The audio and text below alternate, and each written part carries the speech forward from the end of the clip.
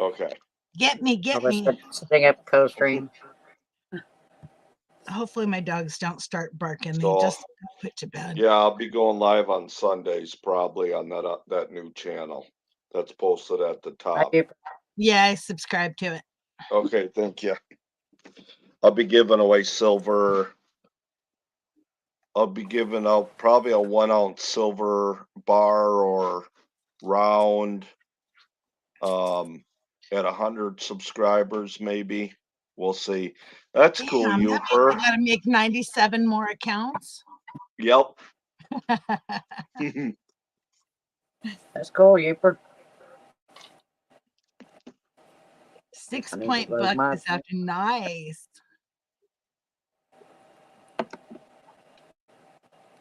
Awesome. I thought about going hunting today, but the time I looked, it was probably too late to get in the woods. So you still haven't got me a deer, huh, Steve? No, I haven't been going much. I'm not rifle hunting this year. So, hey, back to good. FBN for life. Welcome in. I don't know if I have you. Daniel, it's Hi, Rachel. Daniel Burmy. Wasn't one of the two. Look, I went from Annie to Anne Moreau. Hi,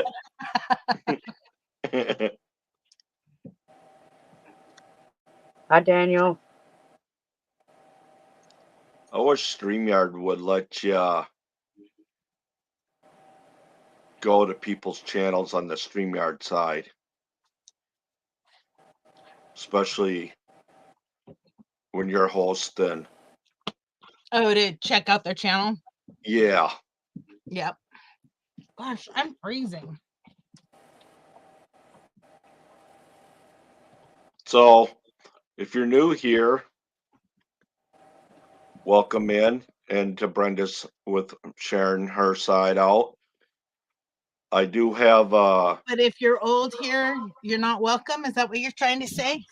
No.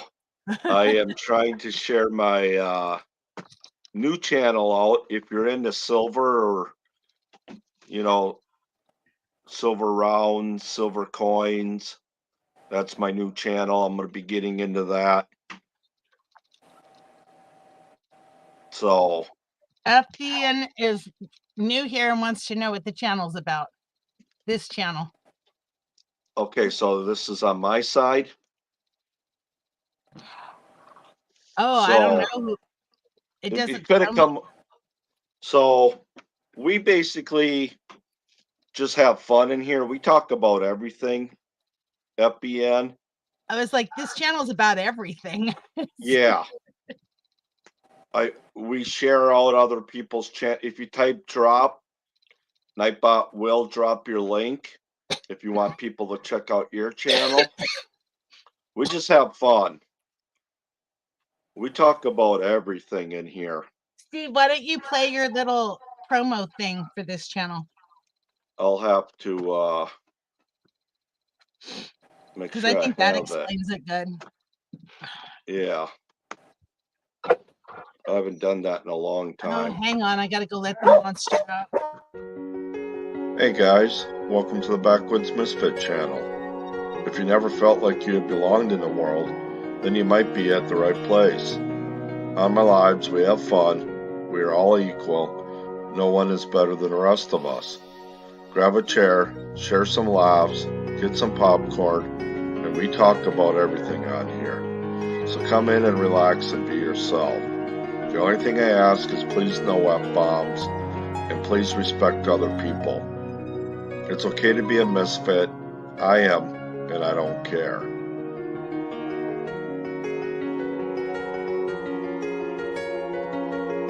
Also, I just want to let people know, sometimes it rains, sometimes it pours, but with the storms, we can all get through this.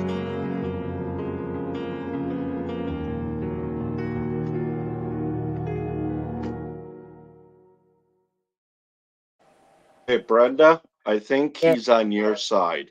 So you need to explain what your channel's about. FBM, I'm sorry, I can't remember. Was your name Ron or Rick? I can't remember now. There you go. He was in on our live with Wendy's the other night, but I don't remember if that was on mine or on his. I mean on hers. Hi Patty. Hi Rachel. Trying to catch up here. Hi Carla. You're welcome, Carla. Whoop. Hi Johnny. In Speedo? You know, part of that could have been left out, Hi Johnny. Terry. Hey, I'm T. Homestead. Hello. Terry and Mike.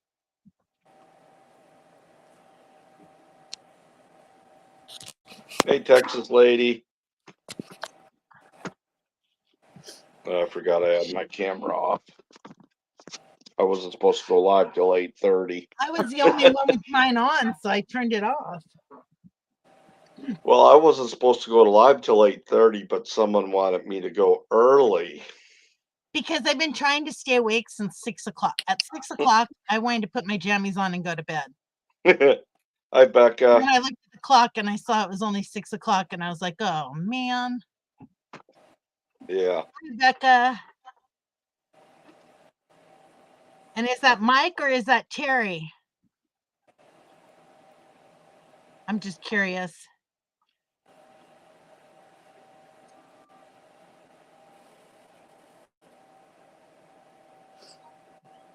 It's probably Terry.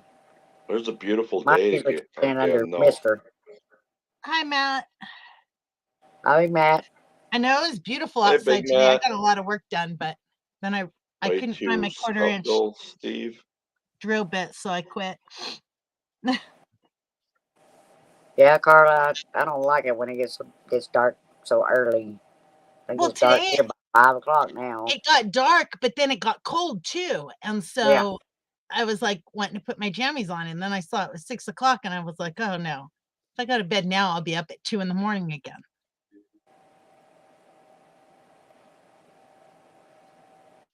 So I've been trying to force myself to stay awake at least until 9. Okie grower. Hi, Okie grower. I know I better name of them somewhere, I think. Youper, you don't see who? Big Matt? Well, I'm co-streaming, so Big Matt's on my side on Brenda's side, yeah. Hey, Hendrickson Family Farm. Haven't seen you in forever. It's so good to see you.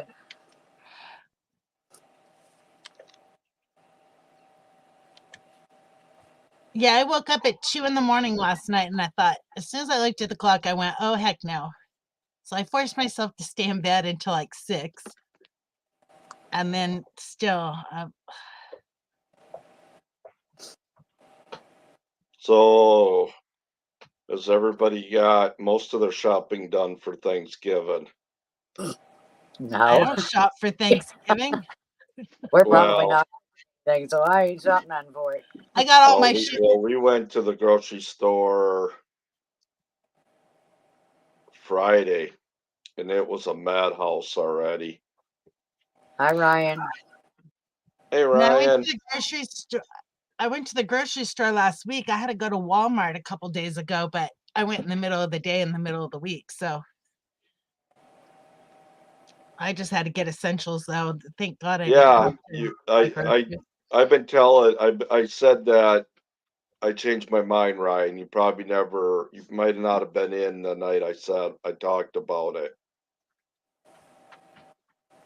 Ryan, why it really surprises you, Annie. Steve never keeps up. I know, Jan. Anne Marie wanted me to go early. Ryan, Steve is secretly a woman, and he changes his mind on a whim all the time. Oh no, hell no.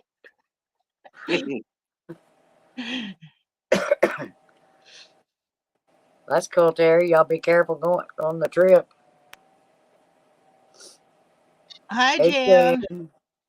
Hi, Wanda. Welcome in, everybody. Great Hi, crowd Barb. tonight.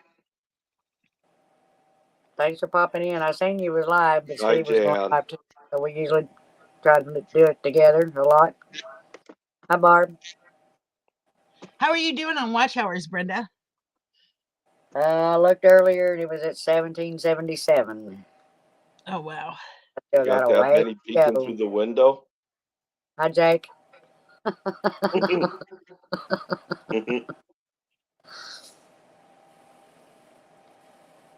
Bubba's Poverty Lawn. Hello. Welcome in. Doing good, Jake. How are you? I chop liver. We had to go to we had to go to Kroger's because they're the only place that really sells plums in a can. Because Donna's gonna make some plum cobbler for a Thanksgiving dinner at a church deal. But like I was like, man, that was a madhouse. People buying. Oh, They're yeah. getting smart though because you wait till the last day and everything's out by then. You know. Thanks, Jake. I finished my Christmas shopping too because I don't shop for Christmas. I sold my scanner on eBay today. Cool.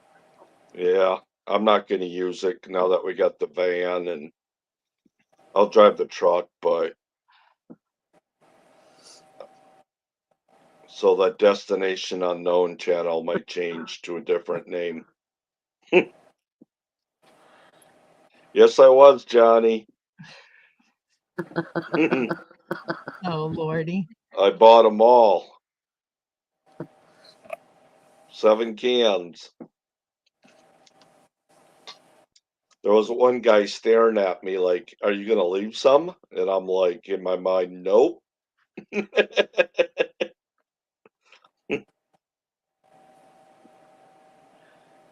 Well, that means your toilet's going to get a lot of use on Thanksgiving Day then, huh? No, I don't eat that stuff. Hi, Angie. Hi, Charlene. Thanks for Hey, coming in. Angie. It was just a Hey, pop up. Jefferson. Hi, Jefferson.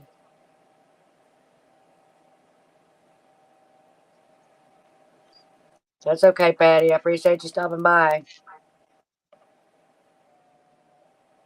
Yeah, I don't know how long I'll stay awake. It probably won't be long. Okay, who's chopped liver? You have to figure that one out. That's HB or it's Wiggs? Nope. Neither? Nope.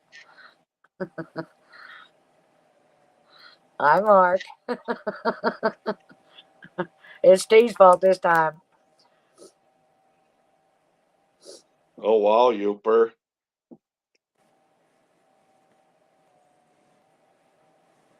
For the 22nd time. I need a homing pigeon. Mm-hmm. I might be able to afford a home.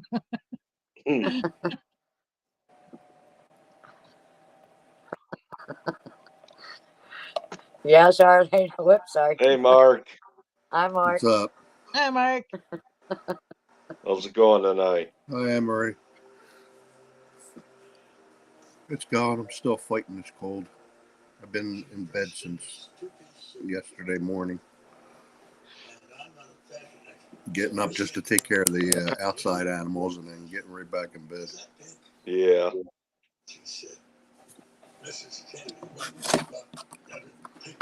Are you getting back feed on me or am I good? You're good. Oh, I gotta put my headphones on though. Who is Peter North? Is his Peter North or South? Maybe it's Midwest. It's just confused. Depends on where you're walking, uphill or downhill. Just hanging around. Hi, Peter. Thanks for coming in. Y'all are starting early tonight. They don't miss a beat. No, they don't. Or maybe he did and it's really pointed south. And Angie says depends on how you wake up. Yeah, it does, Angie. Hello, two old people on a couch. Oh, sorry. You're Hi, Mark fine, and Deb. Mark.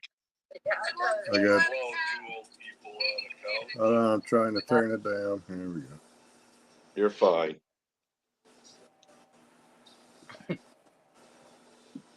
Their coffee cup, two old people on a couch, their coffee cup is still my favorite coffee cup after what, 3 years now? It holds the most coffee out of all the homesteader cups. Yeah, Charlene, you figured us out now. But that's usually me and Wendy's doing that one. Steve will sometimes make it to midnight, but we kind of switch up back and forth. Hey, All right, Tony. No, sometimes you guys are live when I wake up at 2 in the morning. How y'all doing? We didn't get through this morning Good, till good. Hi, Tony. Hey, how you doing? I'm doing That's good. Y'all keeping busy? always. My to-do list is like 2 miles long. Yeah, I got that. I know that. exactly, Ryan. It is a solid cup and it's a big cup. Hi, Jan. Texas lady, two old people on the couch. Hello, Angie, in the background somewhere. Anne Marie. Hey, Tony. Anne Marie, I get up sometimes at like 2, 3 in the morning, take out the dogs, and lo and behold, yep, Brenda's online. I refuse to let the dogs out in the middle of the night because then they'll start wanting to be let out in the middle of the night. But waking up at 2 in the morning in the summertime was great because then I could get work done in the other half of the house. But not in the wintertime or not when it's cold out. I don't want to go work in the kitchen. I just want to drink coffee until noon. My dogs won't let me sleep. I hear the whimpering, Have a and good night, it Johnny. just won't stop until I take them out. Well, I just let mine out now, so they should be good until like 6 in the morning. If they don't hear me talking, see, they would have been in bed for the night, but they heard me talking and they think I'm talking to them because there's no one else here. Yep. 9% of the time we can put our dogs out around 11 o'clock and they're good. But there's a couple times every once in a while Willow will literally jump up, and when she does, her front paws hit the bed. It feels like a big brick hit it. Boom! Like you got to take her out right away. Yeah. Dilly's the only one I listen to in the middle of the night. If she whimpers, then I know she has to go like now. But the other two, they're crated, so they could just hold it. You got big plans for Thanksgiving, Tony? We've got the family coming over, the kids and grandkids. There you go. Yep. Angie was just telling me tonight that we need to last year we grew out turkeys and we had 2 that were 35 pounds and 2 that were 45 pounds. Man. How do you put those in an oven? Well, we have I guess it's like a broaster or it's just a big oval pot looking thing. And we cook our chickens in there and everything. And it takes chickens maybe like an hour and a half. And it's so juicy. And last year we did a turkey in there and it was the best turkey I've ever had. So tomorrow we've got to take one of those. What we end up doing is cut the turkeys in half because they're so big. Yeah. So we've got a half a turkey that we're going to pull out and weigh it and make sure the bigger turkey half will fit in here. If not, we got to go get to the smaller one. But we'll see. I think it'll fit. Between kids and grandkids, 20 people. Oh my gosh, I remember those days. Yeah. And I used to have to cook for them all. I mean, there was 10 of us living in the house. So when the extended family came over, I don't even remember how many it was. It was too many. Hi, Jamie. We used to go over to my uncle's all the time, and they had 6 kids, and then my grandma lived with him, and then my parents at the time, and 2 of us kids, and then whoever else would walk in, and it was crazy. Right. Brenda, are you co-streaming? Yes. Would it be beneficial if I jumped over on yours? Yes. She needs the watch hours. All right, I'll be right back. I'm going to do the same on the YouTube side. Hi, big dream, tiny budget. That's me. Oh, yeah. I've got Okay, lots never mind. I was just not interrupting. But I don't know why it's still posting double when I type in and I've seen comments. 2 or 3 people that it happens to, and I kept wonder if wondering what are they doing that's making it do that, because but I well, wonder if actually it's what it's doing is because it's I'm both chats is what it's doing. yeah. And so I on was going to StreamYard say that it shows because it double. it only does it when I type in the StreamYard side. So I think it's sending it to yours and then sending it to Steve's. Yeah. And that's why it's showing up twice. Could be, yeah. But I think if I type on the StreamYard part, Mhm. it shows up as Steve talking instead of me, Oh. I think. You got him, Brenda? It's the first time I did that. Oh, Matt got is him, Brenda? chopped liver? Huh? Oh, yeah. So far you hadn't been letting me push the button. I've been about to drop them back down every time you push them up. I don't want to push any buttons now. There you go. Watch which buttons you push. Brenda, did you see Angie's comment? I was reading it. Oh, thanks, Angie. I appreciate that. Right now, I still haven't talked to the kids yet, so I don't know if any of them's cooking anything for Thanksgiving this year or not. So I'll let y'all know. Yep. FBN for Life wants to know how many days you have to type in the chat before you can get on the panel, Steve. Well, he's on Brenda's side. When we was on Wendy's Live, we let him up, but then we asked him to stay in chat for a while till we got to know him before we brought him back up again. It's just a learning curve of knowing you're cool. Yeah. But that's up to Steve. This is his live tonight, so It don't bother me. I some people I don't know, so it don't bother me. like I You're said, we were sharing it just out. getting the Whose tears are you sliding in on, Dark Lord? If you're Since new he's- here, we have a good time, but we do watch our language, and I mean we do let things escape once in a while on accident, yeah. but we Yeah, try to be. 365 days.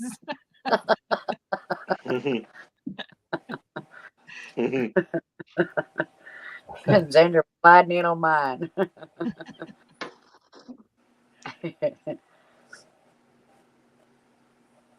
But hello, Xander.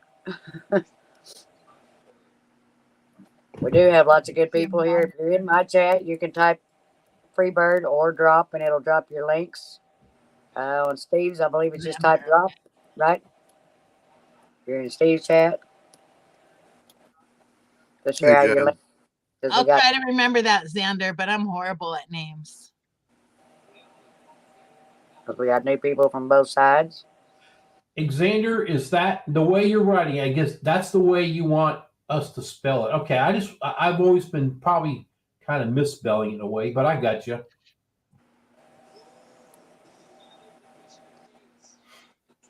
Well, we all There's quite a few of us that still gets it confused, but I think his actual spelling is the Xandder. Hey, Coyote. It's I pronounced sent you a message, as the Brenda. Z. I'm sorry. Okay. I Okay. sent you a text.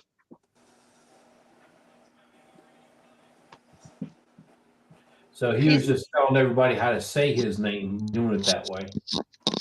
Christy, can you see my dog over there on every pillow I own? I'm like, she didn't even miss a pillow, man. She got them all. Hey, Jake. Okay, Jake. Brenda. Outdoors with Big Matt. Yep. He's a good channel. Big supporter. Does lots of background work for us too. Xander said, my mother likes the name Alexander, just doesn't like how people change it to say Al or Alex when they get older, so she named me Xander, but that doesn't look like how it's pronounced. Xander in English is pronounced Xander. So we still get it wrong every time. You ought to know that by now. Yeah. It's just one of them difficult names to try to remember. But we ought to have it by now. Thank you, Angie. Yeah. I didn't do anything. I got a little more sleep.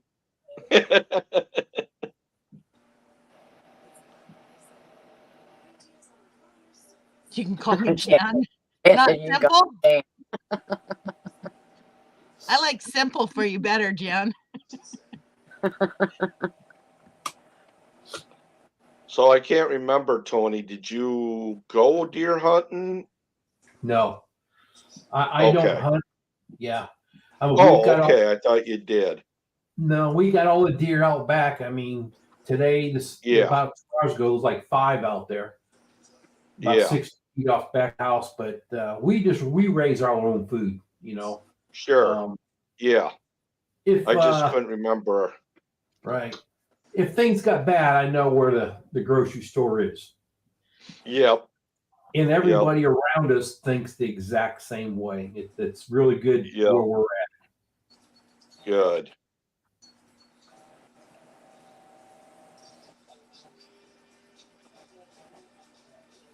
That's funny. I just noticed under where you post a comment in StreamYard, it says comments will be posted to multiple channels. Yes, so I did FBN. It was a good game. That's the first time I've seen that all down there. Huh. Okay. No, I haven't been watching any football, so I haven't kept up with any of it. I only watched it because I have Amazon Prime. Otherwise, I would have never watched it. I haven't yet, but I just pulled my TV out of storage, and hopefully it's going up on the wall this week. So maybe I'll get to watch a game. Does anyone here kill their own chickens? I don't anymore, but I used to. Yep. Someday I will. Yeah, we don't kill them. We put them down. They're processed. They live a very good life. Only one bad day a year. They're very healthy birds. Yes. How many do you have, Tony? When we usually do them, we usually do about 50 at a time. You do meat birds, or you do your laying? Meat birds, corn cross. Yeah. 2 years ago, our chickens, the lowest was 7 pounds. The highest was 13 pounds. And the average probably was around 10. This past year, our lowest was 6 pounds and the highest was about 9.5. Wow. That's still a decent sized bird. Yeah. We ordered to me, that's always big. What's that? I said, to me, that always seems big to let them get that big. I would think that the bigger they got, the tougher they would be. No. They're not. And we depends on the breed. Could be. I went to this year and last year. I went to 24-hour feeding on the Cornish Cross, And I learned that from Jason at Cog Hill Farm. Him and I talked when they were at the meetup a year ago, and he said that when they used to raise their chickens for restaurants, they realized that they were getting a bigger bird for the same amount of time, and the price was better. And so we tried it the first year, and my birds got huge. Last year, they didn't, and I thought I ordered up all male birds, but who knows? I may have gotten females. I'm not too sure what happened this year. And it made Hello, sense. Northern Crow Hobbies and Tales in the Dark, or Tales Told in the Dark.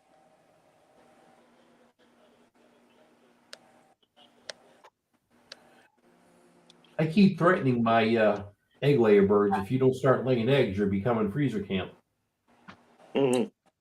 Tony, did you notice recently your chickens stopped laying? Yes. All right, so it's not. So of just ours a little bit. Yeah. I won't be watching then, Ryan. I was going from Saying. about 8 eggs a day. Now I'm lucky if I get one. And my ducks stopped laying. They usually do at the time change. Do they? Okay. Yeah, it messes up their cycle Our for a little ducks- bit until they get used to waking up earlier. Our ducks haven't laid at all yet. How old are they? I don't know, but they should be old enough to be laying by now. 'Cause Mark, I think how old are your hens? average 2 years, year and a half, 2 years. Yeah, I was to say they'll go through a molt at 18 months and they'll stop laying for a while then. Okay. So that might be part of it too. And then wintertime, they usually lay less. Mine went through the molt also. And let's see, prior to less than a year ago, I had 13 birds up there and I'd get, say, 10 eggs a day. And then all of a sudden, it just plain stopped. And then it went for like 4 months, nothing. And then they molted. And then they grew the feathers back. And they started doing 1 or 2 eggs a day. And now they're back to doing just almost nothing or 1 egg. I'll find every couple of days. So I don't know what's going on with them. Oh, wow. Yeah, Matt, I read that to keep a light on there, but I heard it stresses them out a lot more. Well, and the thing with the light is that, that you're going to hear different schools of thought on it, but a hen if you only have them for laying hens, a laying hen only has so many eggs in her system that she's going to produce throughout her lifetime. So if you leave a light on, that means you're going to get more eggs now, but in the future, she's going to stop laying. Yeah. And then she's just going to be a freeloader because she's out of eggs. So my birds are about 2 years old now, and I put a light in there about a year ago, and the light, at first I thought helped, but I don't think it helped at all. And I don't know what happened. I've changed feed and I did all kinds of different things and gave it time, and nothing's really worked. Yeah, we had 28 birds in Washington, and we got 24 eggs every day. It got to the point where we were waiting for them to go into molt so that we could use up some of the eggs that we had because we couldn't get rid of them. It was just me and my sister. We didn't need 24 eggs a day. Right. That's what in the springtime they were laying like crazy, like tail end of last winter and the springtime, and summertime they slowed down, and then like I said, now it went into like I checked it yesterday, I checked it today, and I only had 1 egg. Well, and then too, you can check and see if somebody's broody and like hiding a clutch of eggs. Yeah, I've been checking for that. Sometimes mine, they do. We had a couple that were rogue hens that would fly out of the coop, and we thought that they got taken out by a coyote, and then a month later, here she comes with a whole, 20 more chicks following her behind. Yeah, I let mine go broody sometimes, but most of the time I wind up getting more damn roosters than anything. Yeah. Well, ours were Swedish flowers, the hens, and the roosters would sell for like $30 a piece at Oh, really? at the livestock auction because they were such beautiful birds. But yeah, we'd wind up with like, it got to the point where we wouldn't even grow them out anymore. We'd just sell the babies because we were so sick of having little babies constantly all over the place. Yeah, Right. I guess so. And then having to feed them too. Yeah. Tony, you said yours was your turkey. What do you have? I have broad-breasted bronze. You said yours got pretty big, and mine's about 35, 40 pounds. My Tom. Yeah, we had ours was the white broad-breasted, and I don't know how long we kept them. I don't remember, but yeah, that's what we had, and they got big. I actually made a killing cone out of a small garbage can. I can't remember. I think it's a 15-gallon can, and hung it with a pipe through it and everything, and it worked fantastic. But we both said that we probably won't do turkeys again. I don't know. We may or may not. We'll just see. Mine became more pets right now. Like I tell everybody that I'm not going to take them out unless times get tough. But they're pretty interesting birds because they come around me. They'll stay around me. They'll follow me wherever I go. They're like dogs almost. Yeah. Mm-hmm. We have one turkey. It's a white one. That's all I know. Sorry, Tony. Go ahead. No, you're fine. You're fine. I'd love to let mine follow me around, but yeah, we've got. I mean, everybody's got wild animals, but we literally got coyotes hanging around now.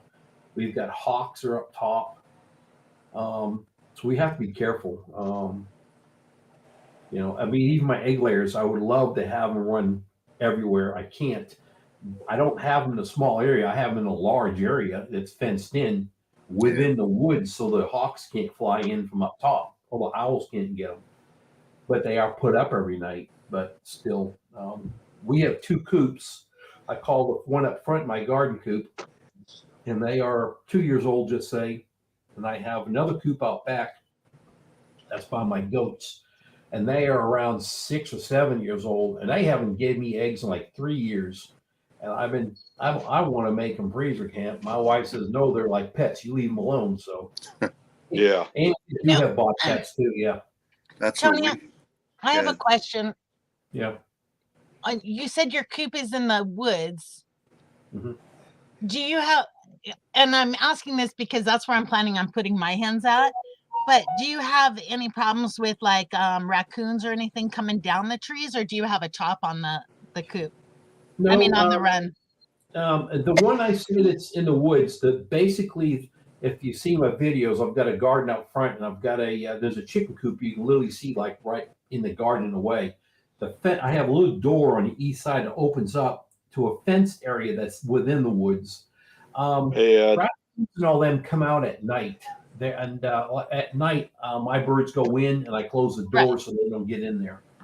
And that's what I'm planning on doing. I just was worried. In Washington, we had raccoons that would just come right down the trees and get our birds. So, but the way I'm planning on building the coop, it'll be pretty sturdy, so they shouldn't be able to get into them at night, or after they're in their coop. Now, my meat birds, I actually built, it was 5-foot chain link fence tall, no, 6 foot. And I buried a foot of the fence in the ground. It's a large area too. It's a really large area. And I buried a foot of the chain link fence in the ground. And then I bought 24-inch chicken wire, and I wrapped around the whole bottom. Mm-hmm. Then on the top, it is chicken wire. It is sealed on top where the meat birds are, because that's kind of out in the open in a way. But then I have old roofing, metal roofing that's just laid on top, that's strapped down to protect them from sunlight and rain. But that's how that one's set up. And I have not, knock on wood, ever had a predator get in. I haven't had a predator get any of my coops at all. Yeah. Well, and I know in Washington where we were right next to a wildlife refuge. Right. So, and just Rick. sheer number of, it was a nightly occurrence with the raccoons and the possum getting birds. So, and we didn't have a chicken coop that was, solidly built. Right. That's what my primary run for them. Like I had a storage shed, converted that into the coop, and then I have just for the chickens. I'm down to only about 13 now, but it's about 20 by 30. And then I have another attachment onto that. It's like 10 by 10 for the ducks, but I cut a hole in between. So this way they have free range between the two. And then the turkeys have a chain link. That's probably about 30 feet by 8 foot. Right. Back to good, you can put them in a frying pan. Yeah, right. I've never had them, but I've heard they're okay. Our biggest problem was, and both times it was my fault, the foxes and sometimes red-tailed hawks.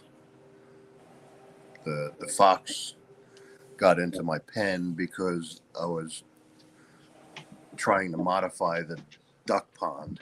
I'll be right back. And there was a little bit of a gap underneath, and fox wound up getting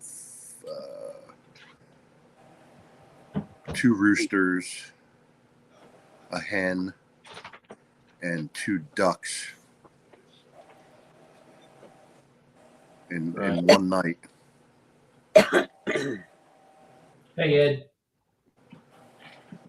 Hello. Hey, Ed. Hi, Ed. Hello.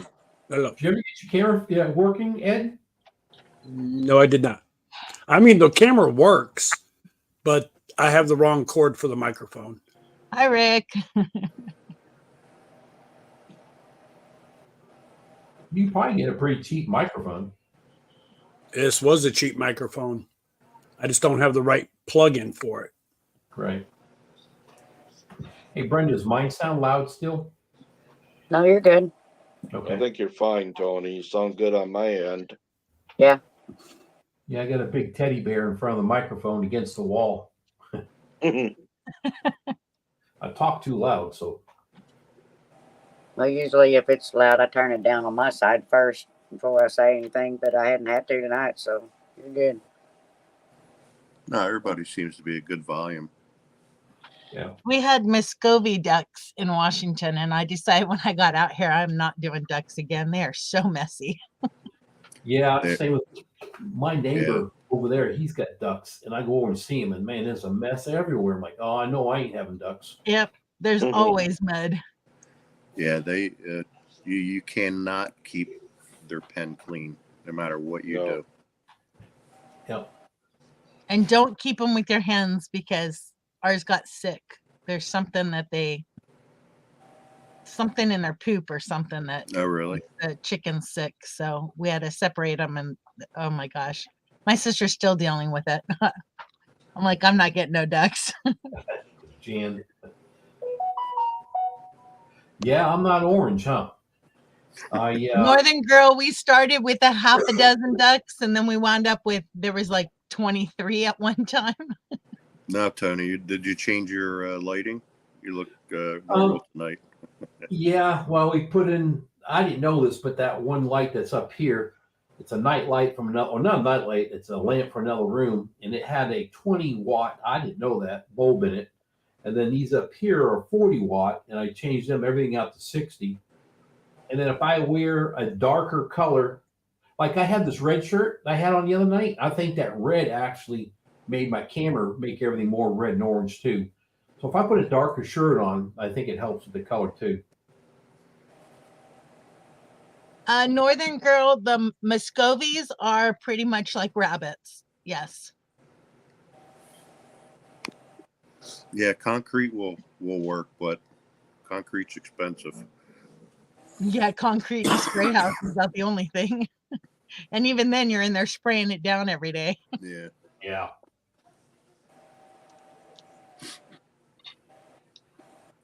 I think one day I'd like to do rabbits. Yeah, I want Oh, I to do just rabbits, but I only want to do rabbits for the fertilizer. I just gotta say one thing real quick. We're on L&M's live, and did you hear Brenda, when she said, "Oh, I didn't know she was on strike." I didn't embellish because I knew where you was going. I kept on I just teased. For the people that don't know the joke, I tease Brenda. I always tell because she's on strike. When she was going on all these uh, meetups and stuff, all the people on the corner were missing her.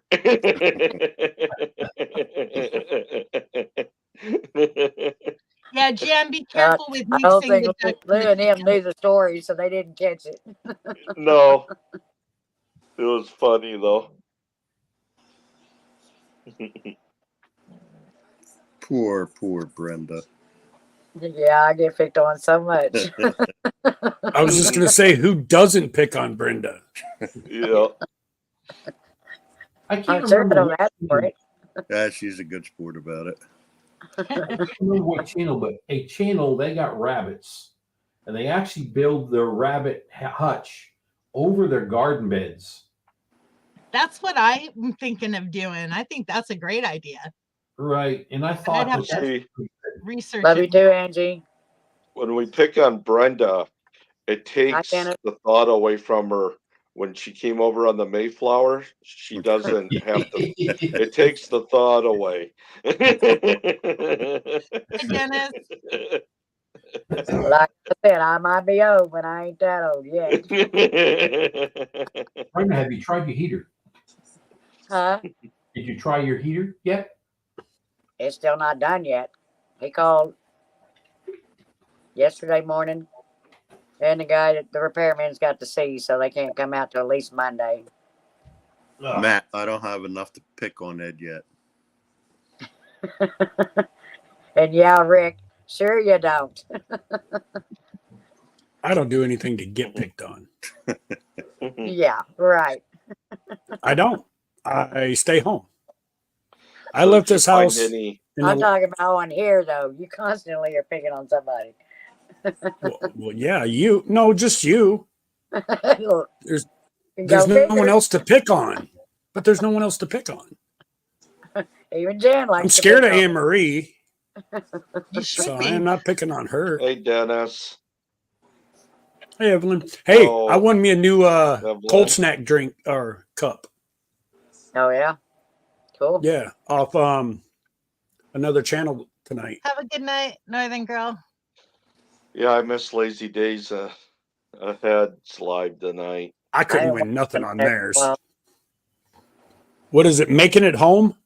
Making it Yeah. home? Yeah, I see. I was on there. At the end of their channel. Yeah. Yeah, I was on their live. I was actually up on the live with them, and I'm like, go ahead and just. It was me and Patty for Tinker's wife. We're up there, and then they were doing the drawing Hi, the girl. old-fashioned way. And I said, just go ahead and pack it up and send it to me. It's all right. I'll give you my address. And they drew my name. I'll be right back. I need something to drink. Yeah, Okay, Angie, That's Dennis. all right, Matt. She's doing well from surgery. I don't know Who? you, Dennis, but I'm glad to hear that. Yeah. Dennis's wife had surgery. I don't know. He's playing nurse for where did I see that? Yeah, it's For his further bride. up. Playing nurse for his beautiful bride. Yeah. Okay. Oh, I hate waiting for this job. Sucks. Yeah. You'll Well, at get least it. you got something working. I can't even get that far, it seems like. Oh, what surprised me is what they're paying me an hour. And I only got to work 4 days a week, maybe 5. Yeah. That'd be cool. That's good. You'll have time to work on your house then. No, yes and no. Because it's 10-hour shifts. or 12-hour shifts. So Yeah, you got 3 days. Yeah, In. I don't want to come home at 9:00 at night and to try to fiddle That's around just with just a. stuff. well, like I say, you got 3 days Yeah, off. You'll be 3 able to days work of the on week. 3 Yeah. days off. Oh yeah, but see, I can't. I'm in a dilemma, and since you guys are all on here, especially Anne Marie, since she's done this, Jesse, I have all these walls that have no insulation in them, that only have wooden boards. Some are this wide, some are this wide, and there's gaps from the outside and on the inside. That's all that's there. So if I rip all this plaster down, all the wind is going to come through the house. So I could either wait until winter's over with and do it all, or freeze my butt off all winter. Why You don't live in you Texas. just do one wall at a time, and can't you do it from the outside Put a where the tarp gaps over. are? No, I'd have to do it from the inside because I need to rip all these wooden planks off the inside of the walls so I can put insulation in them. Oh, okay. And I don't. On the outside. Well, they have them on the outside too, but with me doing the inside work, I don't have to pull a permit. If I do anything on the outside of the house, I have to pull a permit. Then I would just do one wall at a time, or one section at a time. Demo it, put the insulation back in, and then go demo the next section and put the insulation in. But see, the problem is I have to jack this house up. I've got to pull everything out of all the rooms to find out what boards are still good and what boards I have to work on. Yeah, I don't know anything about that. Hi, I just Glenn. know when I did my kitchen, I made the mistake of demoing most of it, and then I had no insulation at all in the walls last winter. And that's Here's the link. Jesse, would you like to come up? I know you were live earlier. I missed it. But Jesse, come on up. Hey, Dennis, I had my knee replaced a couple of years ago. It's the best thing I ever did. Cool, Dennis.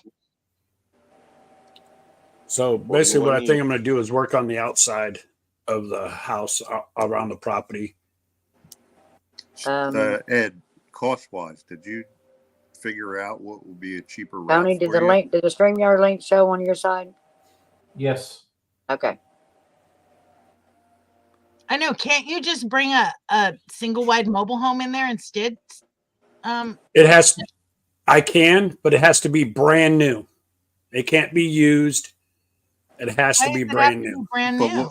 What's the because cost? that's what the mayor of this town says. Because I'm in the city. I'm in the city limits. What's the cost? A lot. Difference? It may take me, say, $2,000 to redo this entire house because I've got someone that's got the floor jacks that I can borrow and all that to jack it up, level it out, and all that. So there's no cost there. But for me to demo this house, I'd have to, well, for one, find somewhere else to live. Shit, Tim's here. Hey, Tim. Hey, Tim. But I have to demo the house, find another place to live, so pay property taxes here, pay rent somewhere else, drive back and forth. Yeah, it would be less money for me to do half this house at one time.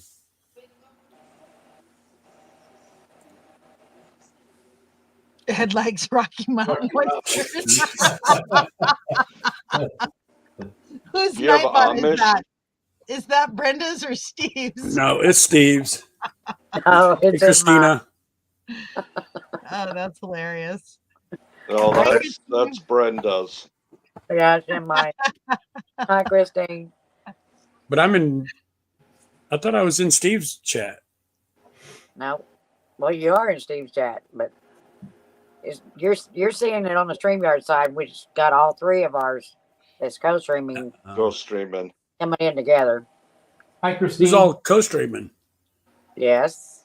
Me, Tony, and Brenda. I was going to say there should be three now because every time I comment, there's 3 comments that show up.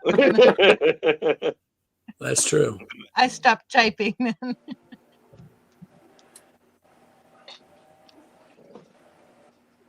Matt did it. Can you move in a tiny house on there or no? Yeah, I could. But see, the room I'm in right now is fine. All I got to do is remodel that side of the house, right. And then I can move over to that side, and then gut this out, and I'm going to add on another 20 foot to this living room area because I want to make my kitchen bigger. That's basically what I did. I'm living in this half while I fix the other half, and then I have to come back and finish this half. Exactly. It's going to be a nice project, but right now I need to build an outside shed, tear one down and rebuild another one so I can store wood and stuff like that inside it. Will the city allow you to put a new shed up? Oh, yeah. Okay. You got a lot on your plate. Dude, you have no idea. I'm still trying to bust this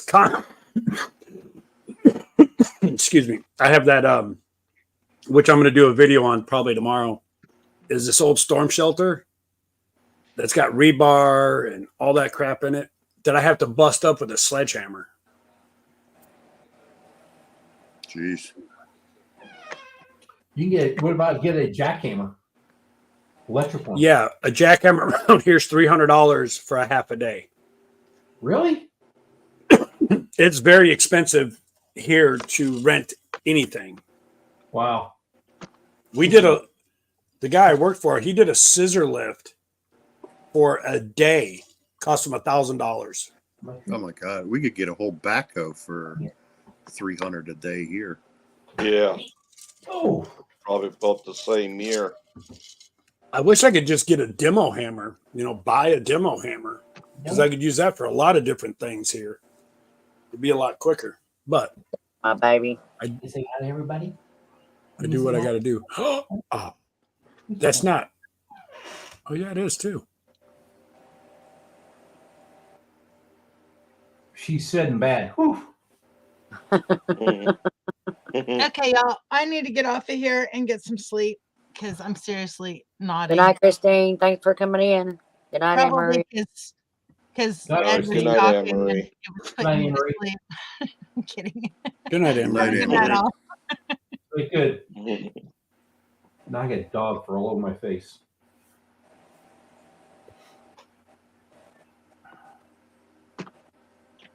So what's the new project, Tony?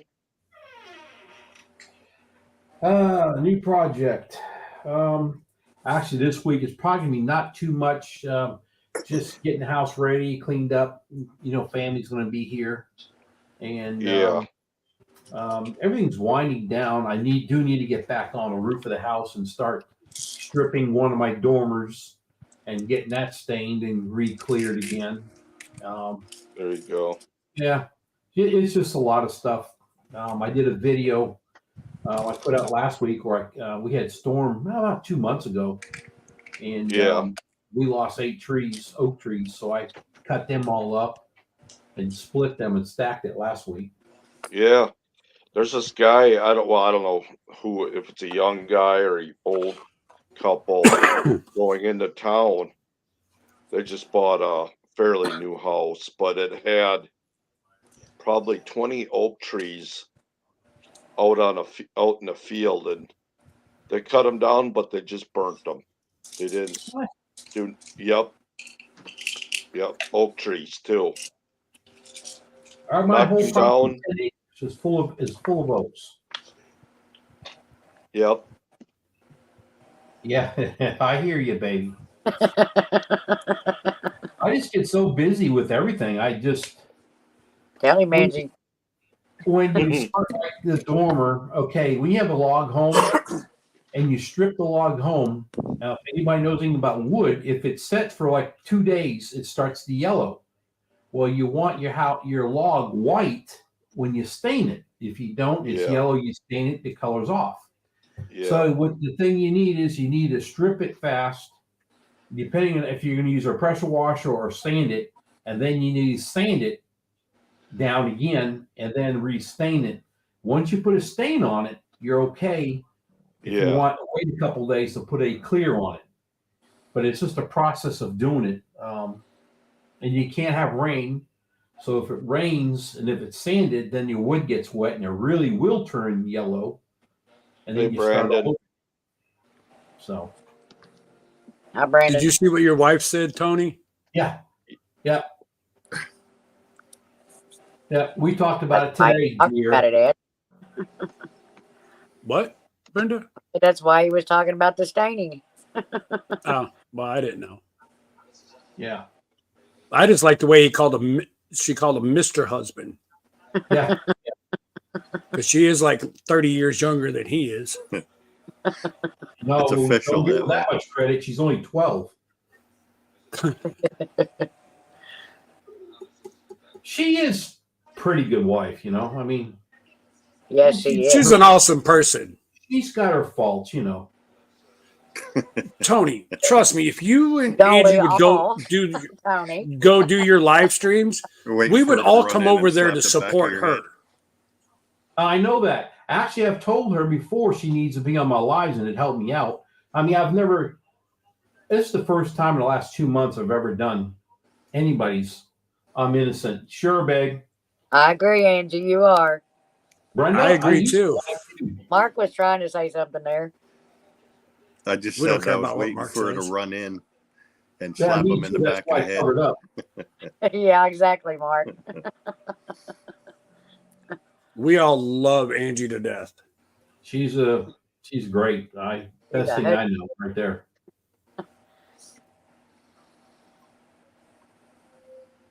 Hello, Face Ace. So did you winterize your camper already, Tony? Yeah. I put a video out on that last week or 2 weeks or whatever. Yeah, we got that done. Definitely. Yeah. I'm gonna put a video out. Thank you guys. Boy, you got her whooped. I recorded a video of doing my garlic. I'm gonna put that out. Yeah, I think in Jan's video it says it takes like 2 years to grow. Oh, garlic?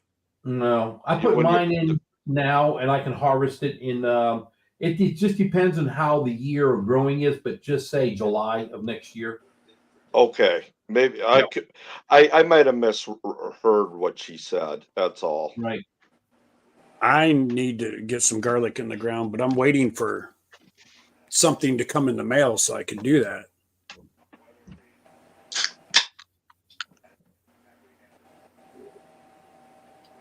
Then I got to go get all my own soil.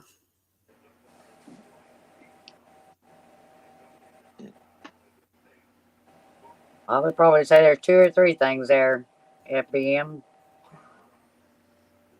Wintertime, if you're not using it, you got to winterize it, or your pipes and stuff will freeze up. Your tanks could crack, all kinds of stuff there. Rest of it is mostly just keeping that outside clean and the caulking done around your vents and air conditioners, things like that on the roof, which I have not done. I still got to get up there and get done. Buying tires for it, Tony? Yeah. If they sit for too long at a time, they rot pretty quick, seems like. We will be buying tires this spring. Yeah. This year, we went on, we did go four meetups, I think it was, and went to Texas Speedway with it. We put a lot of miles on it this year, but the tires are tapping out on age. Yeah. I remember you said they're already 3 years old when you I when think you bought they're like 4 years old. I get dog fur all over. Yeah. I keep looking at my glasses and seeing something hanging down. Yeah. Yeah, I think I told you before when we had the big blowouts. Yeah. Yeah. And I had 3 tires the same time. Yeah, that's why I said tires. Yep. Yeah. Now, can you put 10-ply on camper tires or no? Yeah. Okay. Yeah, that's what's on mine. Mine are 10. Are they? Okay. Yep. Told us you had to Look buy like it, but tires. they are. You couldn't buy regular tires. You had to buy trailer tires. Is what they told us. They are a trailer tire, but they're 10-ply. Oh, okay. They're not that car worthy. I've got an old Mustang in the garage that I need to restore 1 century. And they are 14-inch tires, so my trailer is 14-inch. So I'll be taking those tires off and putting on my Mustang. It's Is it a sitting there on fastback? tires on there for Fastback? Coupe no or convertible. okay. Wow. It's a 73 convertible Q code, 4-speed transmission. Cool. Yep. That's cool. One of them. Yeah. Someone told me the vice president of a Mustang club told me it was one of only 280 something Mustangs. Wow. It's not, because I did a Marty's report, and it's one of 165 Mustangs. Dang. So it got even better. Yeah, you got a treasure. I'd love to have one. Yeah, if I had the money, I'd like to buy a 71 Camaro, the year I was born. You know what? I want to buy a 67. Barrett Jackson and Meekum priced everything out of the market for the common man. Yeah. Yep. And Angie wants to know if anybody wants to buy her car. Well, listen to this. Her saying that, okay, I've had the car. The car's been apart for over 30 years. It's been sitting exactly how I started on it when I lived in Florida. Hey, Jan. I literally said, good night, Jan. See you, Jan. Going to bed, right? Going to eat. No, she's going to go eat. Yeah. I decided I'm going to sell it. And I thought, I know what I was offered for it 30 years ago. And I had the thing sold twice. And each time she found out about it, that I was selling it. Well, I wasn't hiding it from her. I was going to sell a car. She got mad at a hornet. And then she tells the kids about it. And the kids are like, what? Kids were mad. Exactly. Yes, they were. And now she wants you to sell it. She'll like it when you restore it and put the title in her name so she can drive it around town. Yeah. Tony, my uncle has a 70 Mach 1, probably since early 90s. It's been a skeleton. And one day he says he's going to put it back together, but I never see it happening. I'd love to get a 67 Mustang. That's what my wife wants. This is a true story. When I lived in Florida, I had a friend. We were Ford guys, and he ended up buying 3 Mustangs from some guy in Jacksonville. What do you want? Coda. Anyway. Yeah, I'd like a 69 too, Angie, but I'd like to get one a year I was born. Anyway, my friend said, hey, you want to buy 3 Mustangs? I don't want them. They're all big block cars. They're all 4-speed cars. And I said, man, I just got married. I was living in a small mobile home. I said, I got nowhere to put them. And I said, can we put them in his dad used to own a orange orchard. And they had these, where they have the big water pumps set up. They had big buildings around him. I said, can I store them in there? And he said, yeah. Well, they sat there for 3 years. And I didn't do nothing with them. Finally, he said, hey, Dad's selling the place. You got to get rid of these cars. I was like, man, I just built a home. I ain't got nowhere for them, and my money's going to the house. So, and I said, I got to sell them. So he said, I know somebody will buy them. That's all right, sell them, get rid of them. He sold them for whatever I paid for it. All right. I moved up here 30 years, 40 years later. I'm finding the receipts and titles. And I used to work at a Ford dealer. I said, hey, can we run these VIN numbers? Because I forgot about the cars. And he started telling me about it. And 2 of them were 428s. Oh, my God. With 4 speeds. And the other one was wasn't a 420. I guess those 3 of them were 428. No, 390. 390. 4-speed. And, and I had sold them. And the price of those cars now you're probably approaching somewhere in the high, maybe close to 100,000 or somewhere around there, or in restored condition, maybe between 75 to 100,000, I would guess. I'm not sure what that is, Brandon. A Yugo?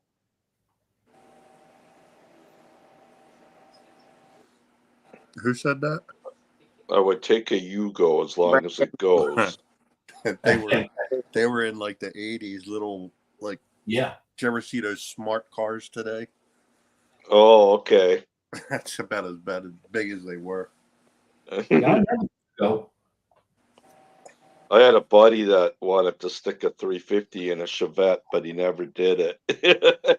Tried to. They were a dime a dozen too. 4-bolt main 350s, and now you can't find them. Yep.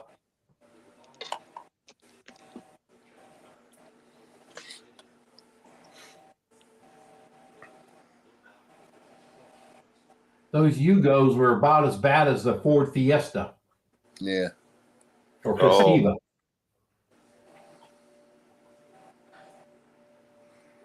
Oh. Love you too, honey. That's cool, Carly. I wish I had my dad's. I'm not sure what the model was on his pickup, but it was, I want to say it was like a 67 pickup. Cool. But it had a wooden truck bed on the base, but it still had the metal sides. So I don't know if it had rotted out and somebody had made it into a wooden one or what. Some of them did have wooden beds. Did they? Yep. I was supposed to get it when he passed away, but she sold it out from under me, so I didn't get it. I wanted it for doing the 66 route rides and stuff. Right. Hey, some of those 70s and 69 to 70 trucks are demanding good money. I mean, in pretty good shape in the rough looking look at it. They're crazy nice trucks. Well, that one was a standard width on the steering column. 3-speed. It would have took me learning it. I can do it on the floor, but I ain't never done one on the steering wheel or steering column. That is, could you imagine putting that in front of the kids today? They Oh, wouldn't know what the hell to do. Yeah. The old Mavericks had them. My dad had a car where it was a 3-speed on the column, and that's what I learned to drive to get my license. That's what I'm talking about is it was on the column. 3 on the tree, yep. Yeah. I had my mom's Buick Electra one time. What did Buick make? It was the 454 or the 455 Rocket. One of those Buick, two. I can't remember. Yeah. Buick, I think. Yeah. Buick and Pontiac both use 455, I think. Okay. And I was going out of town just where it started to speed up, and guy pulls up in a Maverick, and I looked at him, he looked at me, and I was just about to kick her down. And he kicked her down, and the front end came off about 4 inches. I'm like, no, you can have it.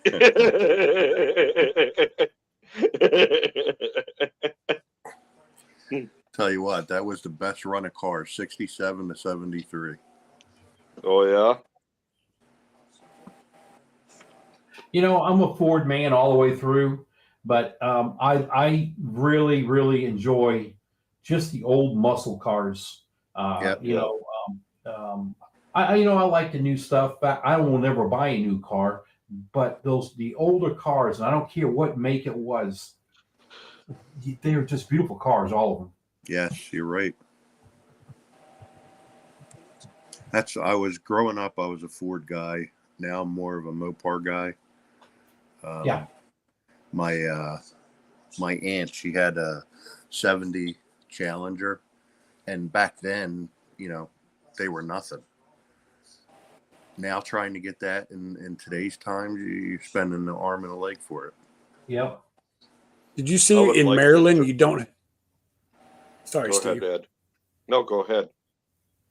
FBN said in Maryland you don't even have to parallel park to get your license anymore. Shit, for me to get my CDL, I had to park an 18-wheeler, parallel park an 18-wheeler.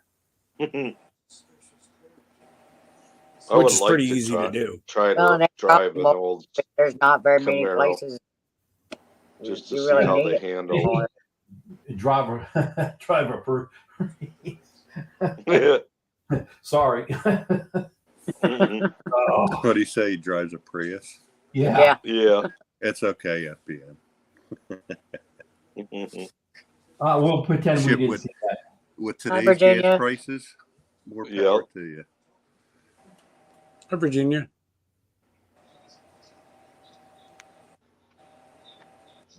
Yeah.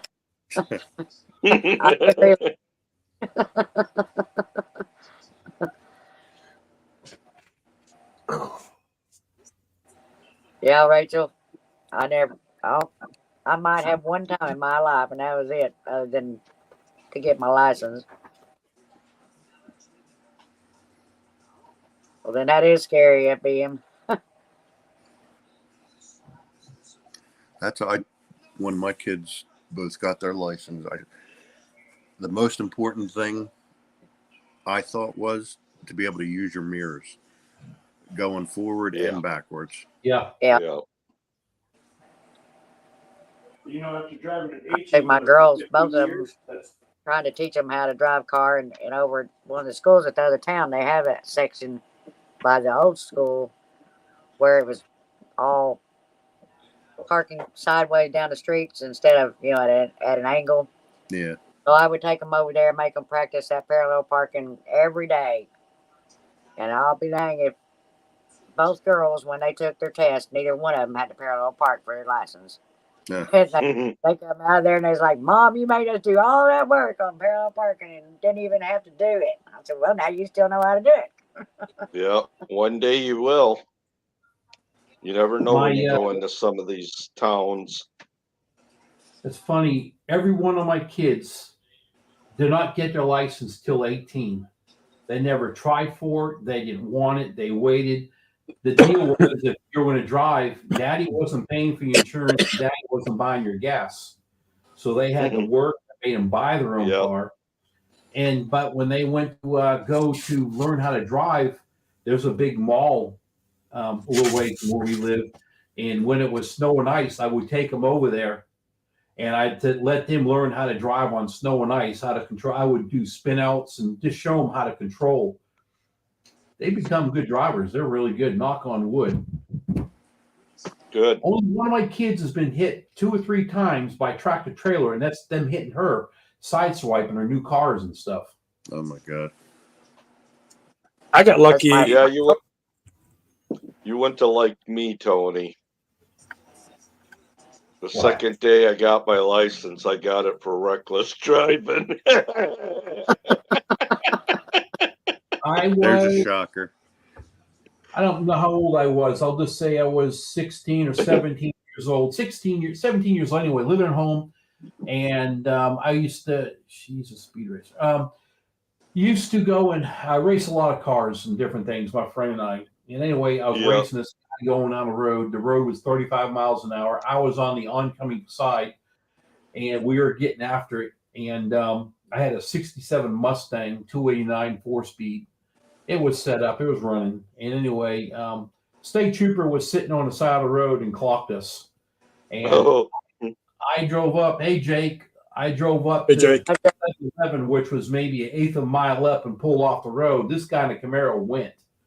Anyway, I pulled over, and he got out of the car. He was pretty mad, and he reached in it. Back then, they could do it. He reached in the car and threw the keys on the hood. He asked for my license and then seen my name, and he goes, "Is your dad Julio?" I said, "Yeah." He goes, "Well, yeah, I'm part." My dad was part of the Masons, and they were, I guess they do school or something. I forgot how the story went. Anyway, he knew my dad personally, and he was a highway patrol guy. So he goes, "Why don't you just drive your car? Let's go to your dad's house. I believe you're home. I believe your dad liked to talk to me." Yeah, and I can't remember how many tickets I got. I lost my license for 6 months, and it was a bad deal. I was able to, here in Texas, this is back in the 80s, able to get my license when I was 14. It was a hardship license, but still a driver's license. That's what farm. You can get a farm license in Jersey, I think at like 14 or 15. Right. I text you, Brenda. Okay.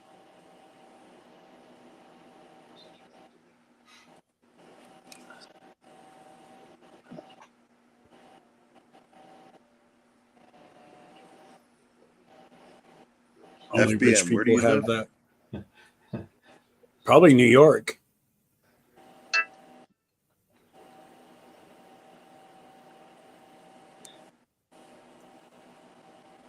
I may put a garage out here.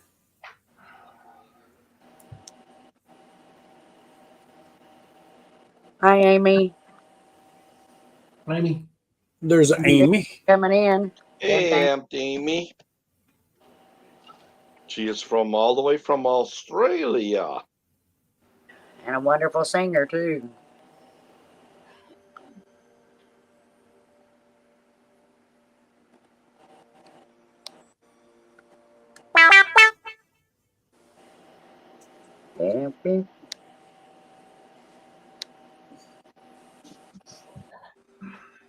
I got my license at 16, but I was living with my sister in right by Houston when I got it. It was like, I'm not taking my license test here. I went to school there for it, or had it in school, but I came back to Oklahoma before I bothered to take the test because, like, yeah, I'd be a nervous wreck trying to drive in Houston and get my license. Forget it. It ain't happening. I got mine when I was 16. My oldest daughter got hers at 16. The youngest, she wanted it, but then she didn't want it. But by the time she was there, they had taken the driver's ed out of school, and you either had to pay for it or, like ours, our insurance company offered. Well, it was more or less just a pamphlet for them to read and then take it, and they could still qualify as having the driver's ed. So she went that route, but she still didn't get it till she was 18.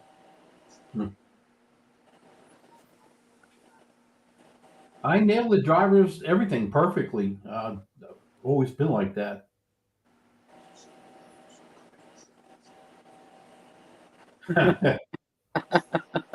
We're supposed to be getting rain. Yeah, we're supposed to get rain. Who all had a CB in their car and had a handle? I didn't have one in the car. Yep. In my car, no. I had one in my grandparents' car, but yeah. I just had one in my 18-wheeler. Yeah. When I grew up, we had CBs in our house. We had a base antenna. We used to talk to our friends. I can't remember what my handle was, though. Yeah. I think my first car was around. Mine was Ghost. I won't swear on the year, but I'm thinking it was a 78 or 79 Mustang. It was my first car. That's why I always wanted another one.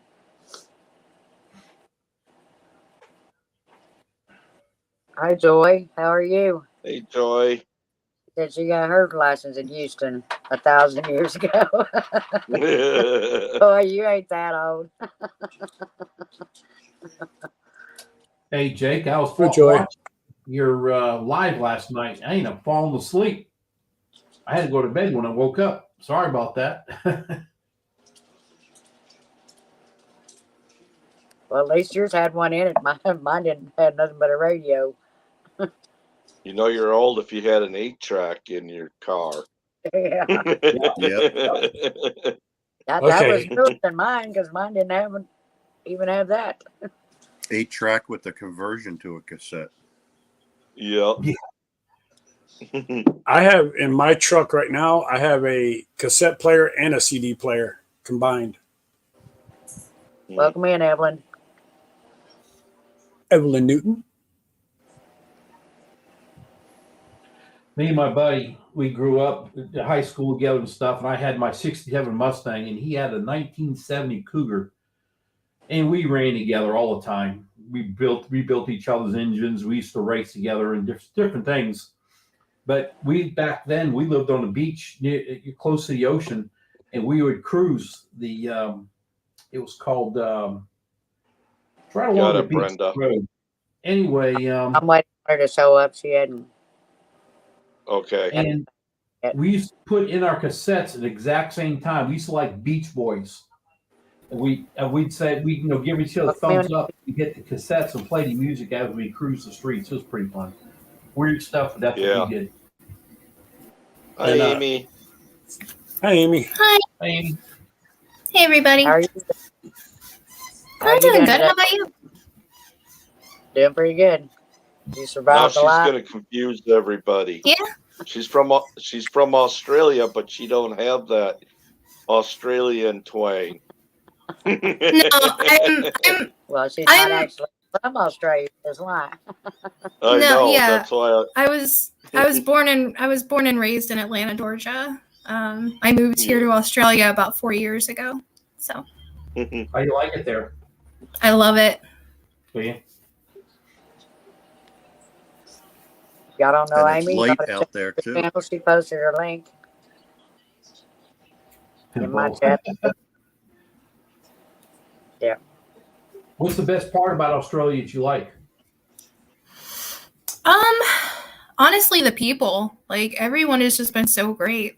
I just like it's so laid back and just I love it. Everything about it, really. Right. That's cool.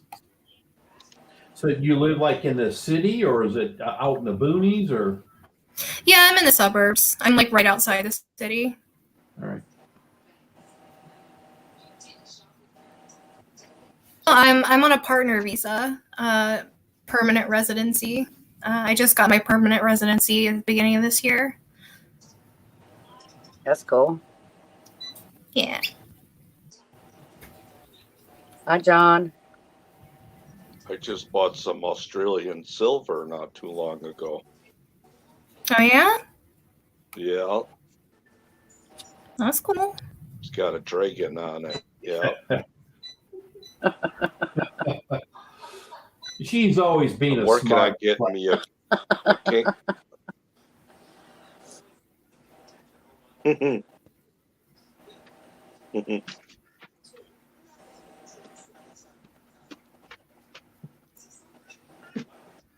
And who's that? Hey, FBN? John. It's a 99 Ford truck. Hey, Wiggs. Oh, Legs. Hi, Legs. Yeah, we all do, Angie. Every chance we can. Yeah. Siva.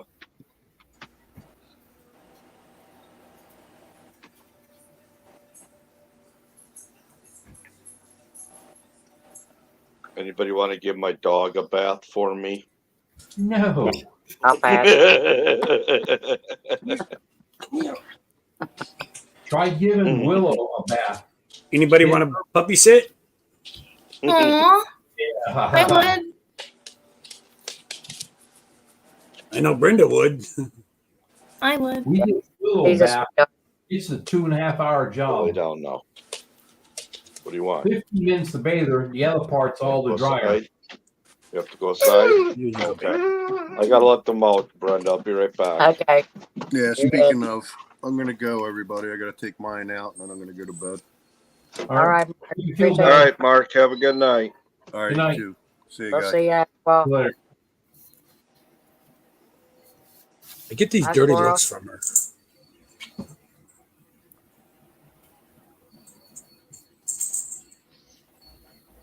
Rachel said no. She needs to give her dogs a bath too, so you're out of luck, Tony. Mm-mm. We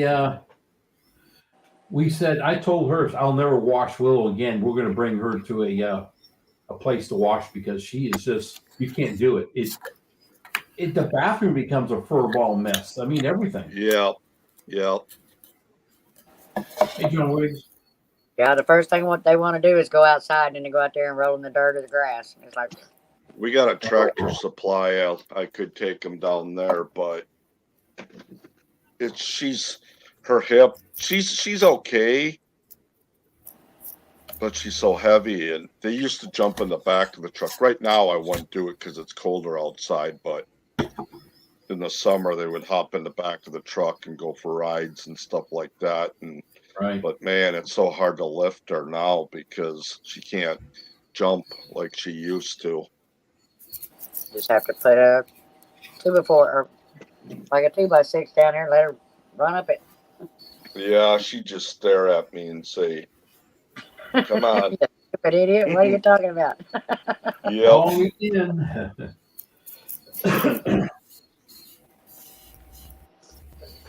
I miss taking her to the stores, Tractor Supply, the feed store, Lowe's. Yeah. Because she is so perfect. When I have her, I can actually tell her, okay, go right, go left, and she will turn those directions. And I can just say, all right, stay here for me, and I'll read something, and I'll look down, and she falls right down and lays down. Cool. But now we've got Coda, Ahmed, the devil, and I can't bring him in stores with us because he will take down mezzanines. Love you too. But how was you, John? I love it when I was just gonna say I see it on Facebook or Instagram. I love it when people take the bird dogs to like hunting stores and they stare at a bird and they just point and it's funny. I know I rag on him a lot, but he's he's pretty good. I need to I know the feed store, they're always asking for Willow. I need to bring one of the two in for every once in a while. Yeah.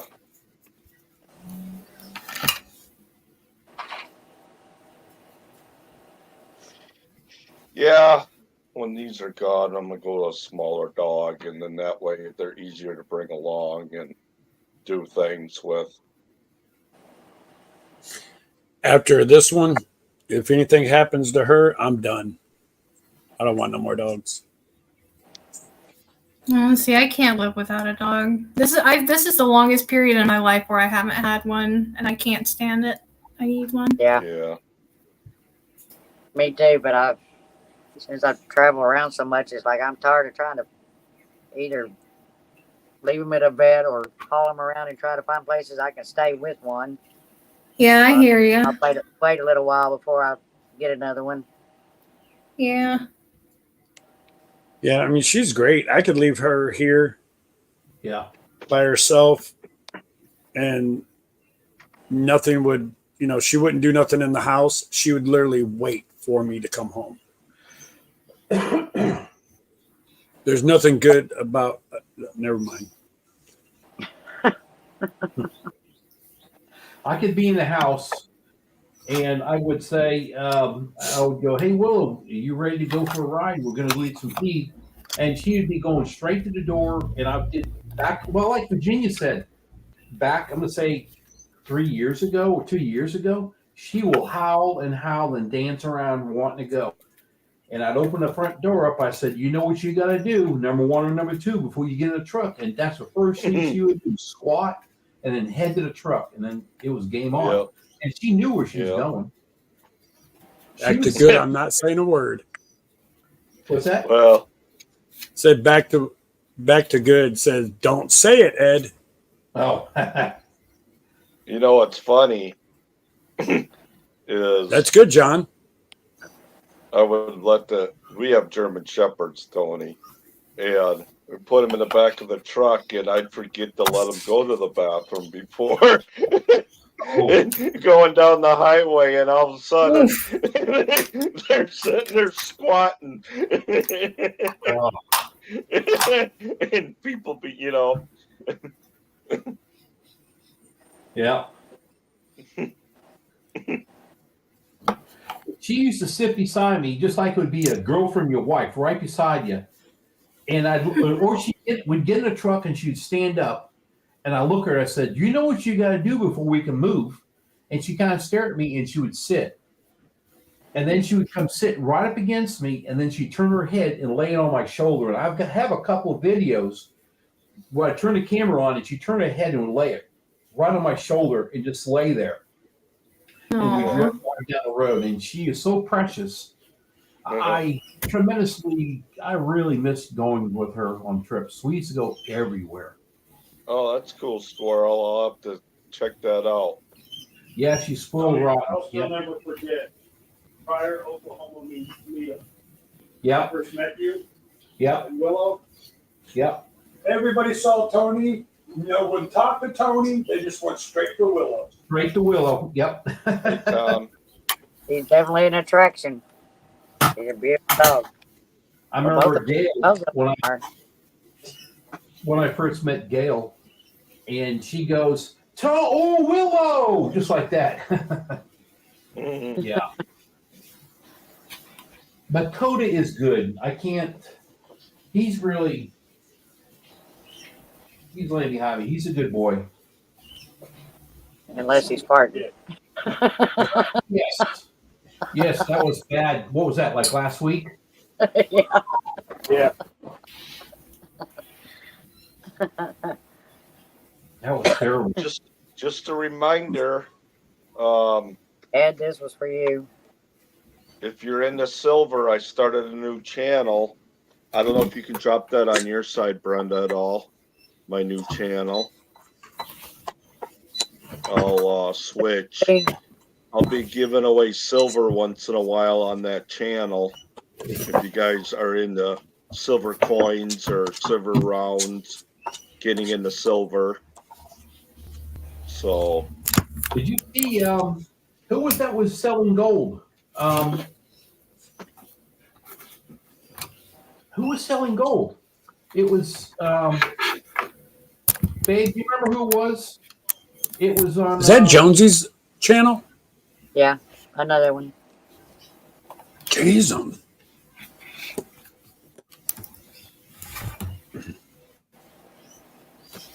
How many channels does Jonesy have? More than the Crockers? Or did you already? I haven't seen it, Steve. Okay, I'll drop it.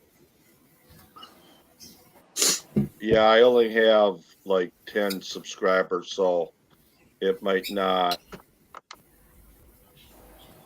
All I gotta do is go to yours. What happened there?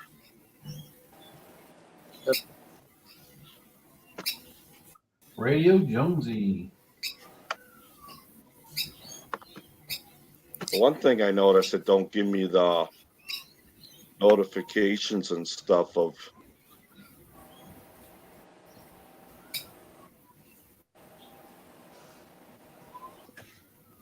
Steve, a lot of people don't get notifications. Yeah, but like right now, it don't even show. Oh, there. Now it finally showed. Brenda's. Took a little bit, but. I still ain't seen it. Yeah, I don't see it either. I'll drop. It's there. Oh no, that was Radio Jonesy's. Yeah, that was fun. I just dropped it in there. Okay. When I get 100, when I get 100 subscribers, I'll be giving away 20 ounce. Okay, you can turn your. There you go. Hello. Yo, what's up?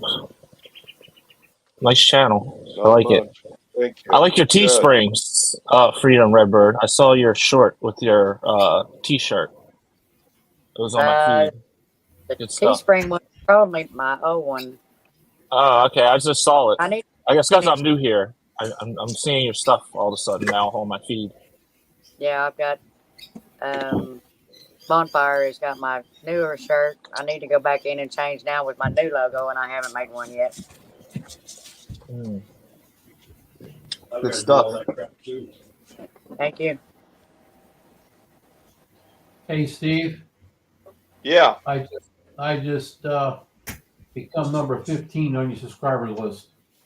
Thank you, sir. Oh, snap. I'll There's sub another you one. back tomorrow. Yep. Let it sit for 24 hours. I don't know. They say if you sub back and back, they don't stick. But I don't know what really. Yes, they do. You just gotta Why don't watch. you go and make a comment, hit the thumbs up, all that good crap. It'll stick. Right, I'll right, do that. right. Gotta watch. Yeah, the video. watch for like 1 minute and leave a comment is the best way. Like, because if you just sub, they might take it away. It's possible. They did. Because that one girl that was in your live, she said, "Oh, I like your channel." She does remodeling homes and stuff. She came on. I saw that she popped up. She made a comment. Now she's gone. Mm-hmm. We try and crack down on that stuff. There, I just made commented it in up your to- live, Tony. But you can still buy all the subs from India if you really want to. There's all these sites. Hey, Brandon. where you can. Hey, I'm not going to do that. I'd rather work for it. Yep. Yeah, it just messes up your channel. Don't do it. Well, it's just like I Brandon's wanted been to. busy. He's been 15:30. planting vegetables. What do y'all got planted, Brandon? I got 4 different varieties of carrots. I got 2 different varieties of radishes. And I just planted some broccoli. And Yeah. Oh, no, not the I broccoli. found this coin. I want to show you this coin, Steve, real quick. You know what that's from, don't you? The broccoli. Oh, no, not the broccoli. The broccoli. Oh, I want to show you this coin real Sure. quick. That's from Police Academy when they're fighting in the back. Let me make you bigger. Hang on. I got it. There you go. Thank you. Oh, cool. 1979 Susan B. Anthony. Yeah. And I had this all ever since I was a little kid. I had it in one of my Christmas ornaments. Cool. It's like non-circulated. Yep. So I was just saying, look it up. Yeah. I have you no can idea how much it's worth. So just Google it. Look it on eBay, and they'll give you. I mean, some people ask ridiculous prices, but you can kind of, or just Google it. It'll come up what they're selling for. Aren't there apps where you can just scan the coins and they kind of like tell you? I think there's like Yeah, apps where you just scan it. And you're like, hey. Is there I'll have to look into that. Is there a letter on it, Brandon? Yeah, but it's so small I can't see it. I'm gonna have to. If it's an S, I don't know if they made them, but that would be San Francisco mint, and those are usually proof sets. If it's an S. Yeah, Rachel, I've got quite a few stuck back from when I was a kid too. You know what I've got? When I first bought this mini storage I had, in the very back, somebody left this whole thing was full of stuff. I got it. I went in there and it was 3 big trunks. Inside the 3 trunks were full of baseball cards, comic book. The Dallas Cowboys, the last time they won the Super Bowl, their football was signed and it was all signed by all the players and the coach. Had the certificate of it inside a case. I sold that thing on eBay for over like $660 or something. Just that. Wow. Did Emmett Smith, was that a year that they went to? I'm not a Cowboy fan, but I think his name was on it. Okay. Yeah, it had to be when Emmitt Smith was playing because I don't think they've been to the Super Bowl since 1962. Wow. What's the most expensive trading card to ever be sold? Who knows? I don't know. I know that Post Malone guy bought a Magic the Gathering card for $2 million. He bought one card Dang. for $2 million. And he bought another one for $800,000. I'm like, I think I should start buying Magic the Gathering. I think I'm collecting the wrong cards. I had some nice cards. All the way. Yeah. I got into collecting. I was more into football, but I did start buying basketball and baseball and stuff just to do because a friend of mine was in it, and then that's how I got into football. I was never really into sports when I was young, and But what I did was, remember the Pepsi and the Coke cans that came out at Christmas time or different time of the years? They had the different collectible. Well, I was an idiot, and I put them all in a rubber tote, and I put my baseball cards in there. And I wasn't thinking, and I didn't know. And all the sugar and all the soda evaporated from those cans. Oh And it no! got, Oh, yeah, That's it. yep. I just looked it up. It's a 1952 Mickey Mantle rookie baseball card. Someone bought for $12.6 million. It's the most expensive trading card ever sold. Dang. Wow. Brenda, Hey, somebody's Jonesy. downstairs. Interesting. Sorry, I don't know Tony. if I even if Somebody's I had the money, I don't know if I would ever spend that much on a card. Well, how about no. art? I mean- Art's even crazier. It was something sold for like $500 million. I forget what the art Yeah. piece was. It's something sold for like $500 million for art. That's another Right. thing this thing had was he had like 6 paintings in there also. And I was trying to sell all this stuff, and one of the paintings, it was a finger paint. It was thick paint. And I tried to look it up. I couldn't find nothing about the paints, nothing of any of the paintings. 3 of them I kept. I still have it. But this one I was trying to sell was kind of like a long, skinny painting.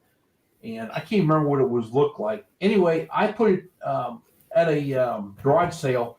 I think I was asking like $25. And the guy goes, "Hey, I'll buy that, but I'm going to give you $100 because it's worth far more than that." Oh, shit. I didn't even know what it is. I don't have a clue, but it was given to me. So, I mean, hopefully it wasn't worth $1 million, but I doubt it. Yeah. But I Did do you have. see that? Go ahead, Tony. No, you go. You go. Oh, I was just seeing there was talk about silly stuff, and I don't know if it was true or not. I can't remember where I saw it, but somebody sold. It was invisible art. You couldn't even see it. It was like air, but it sold for thousands of dollars. Probably Banksy. It sounds like something Banksy would have done. And there's He did people that- supposedly selling property on the moon.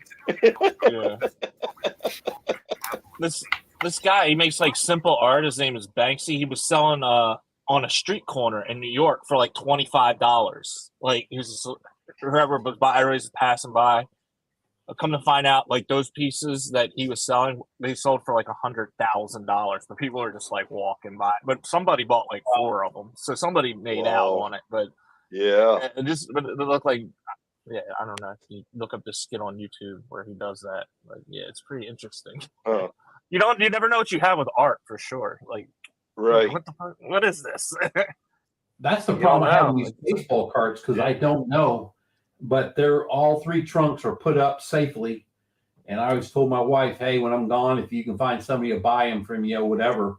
I mean, I don't know what's in there. It's mostly about the grading nowadays. Yeah. If it's not like in pristine condition, it's really not worth anything. They got to grade like at least a 9. You know, some of these cards are inside a thick plastic. They're squeezed. Yep. I don't know, but I probably have. They're actually. I've got those put up separately. I wanted to high. You could, if you look up. I can't remember. What's your real name, if you don't mind me asking? FBN. Ron. Okay. Did you collect sports cards? I want a little bit. Okay. Oh, you know what? I'm just not looking at Mickey Mantle. This is why it went for $12.6 million because it's like $50,000, but this one sold for 12. It's a 9.5 and graded from 1952. A 9.5. Yeah. Oh my God! No wonder why it went for $12.6 million. I was thinking of those. I was going to tell. No, you're fine. I was telling Tony. I don't know if you can still get them. I'm sure they do sell them somewhere, but they used to call them Tufts or something, those magazines that you can look up the year on the cards and stuff. It's a lot of work. You got to go through it. The Beckett What book, was they it? called it in, Yeah, in baseball. Beckett. Beckett. Yep. Beckett's one. I can't tell you how many are in there. There's Yeah. I don't know. I mean, 1,000 each trunk.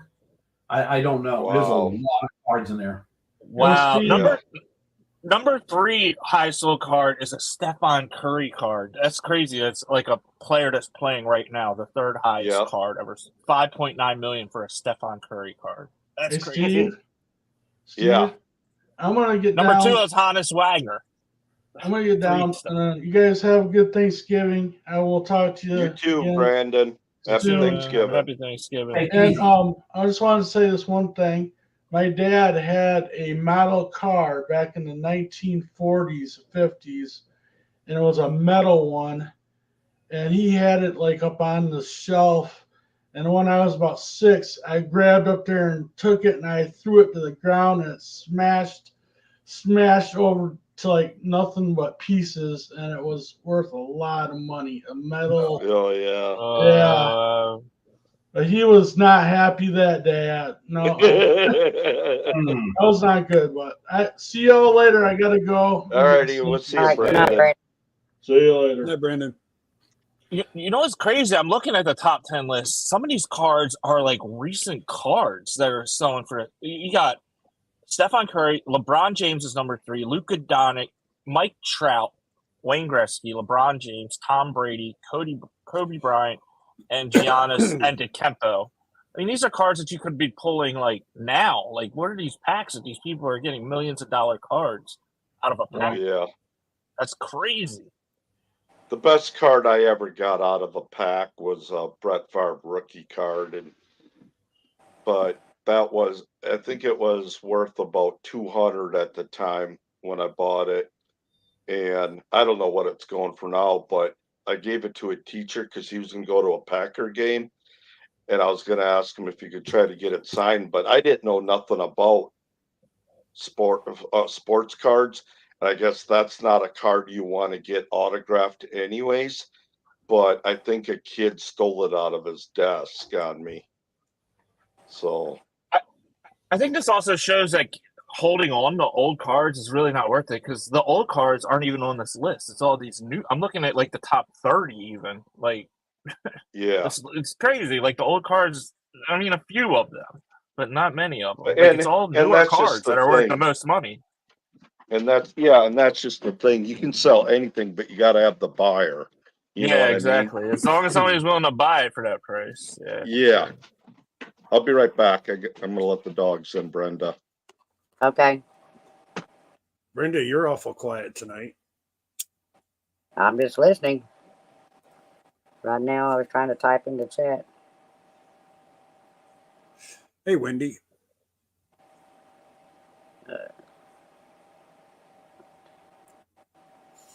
Brenda, I may have to get a hold of you, figure out that bonfire. If you could walk me through it. Okay. Well, I can't tell you a whole lot about it. I'm still learning on that one too, but I have. Well, I got the new logo signs and all on there, that. shirts and coffee cups.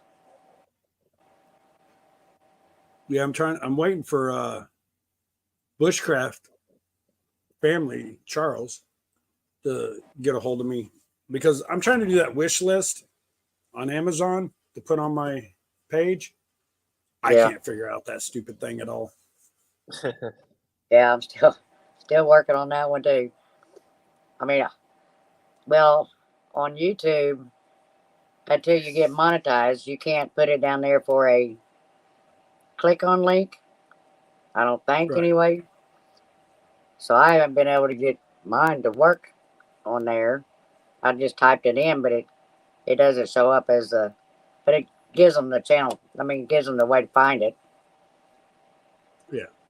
I don't have to worry about that part. I just got to figure it all out. And then Wendy says that I'm getting new stickers. Hi, Wendy. Speak of the devil. We love you, girl.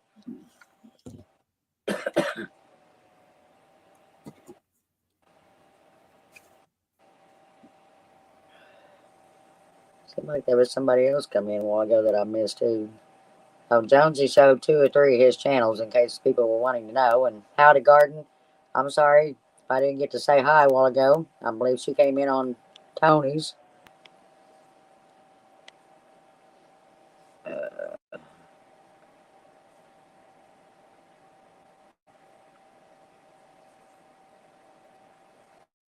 What you cooking, Wendy?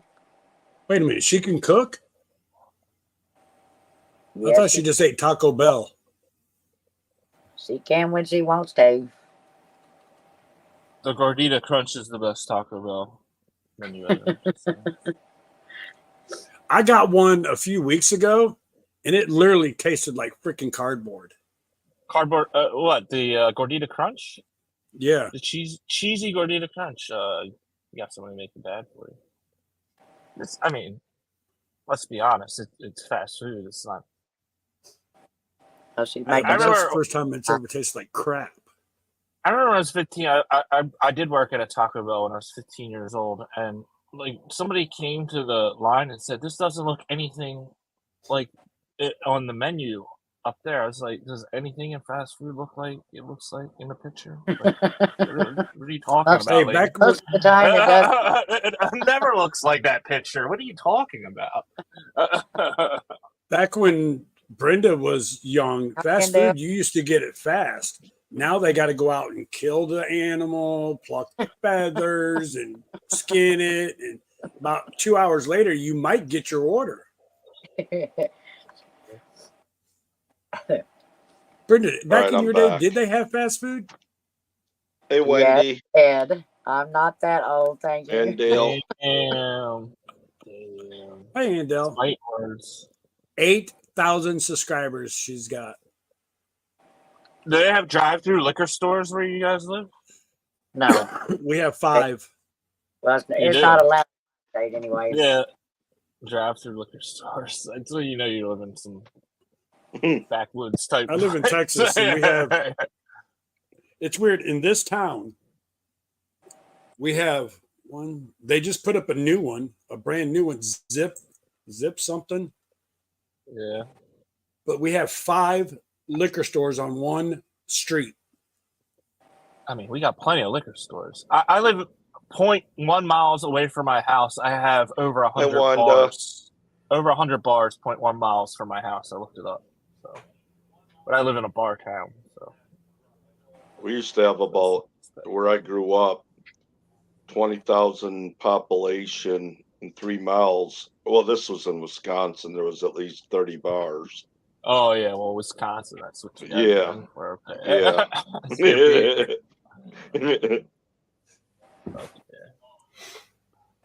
What do you got on your poster, I want to get to that stadium one of these days. I want to see what that looks like. It's like in the middle of the suburbs, right? It's like not even in like a city. Like I want to just see what that looks like to be like in this like the middle of a town. Like that's got to be the craziest stadium. Yep. It's a small town. I mean, it's still fairly big, but it's not like what you. Yeah, like most towns when you go to their stadium. Well, some of them are out in the middle of nowhere. Like I think. Yeah. DC is. That's because there's no land. They have to put it out in Landover, Maryland, instead of in DC. Huh. What's on your corner, Brenda? Not a damn thing. That's a problem with that.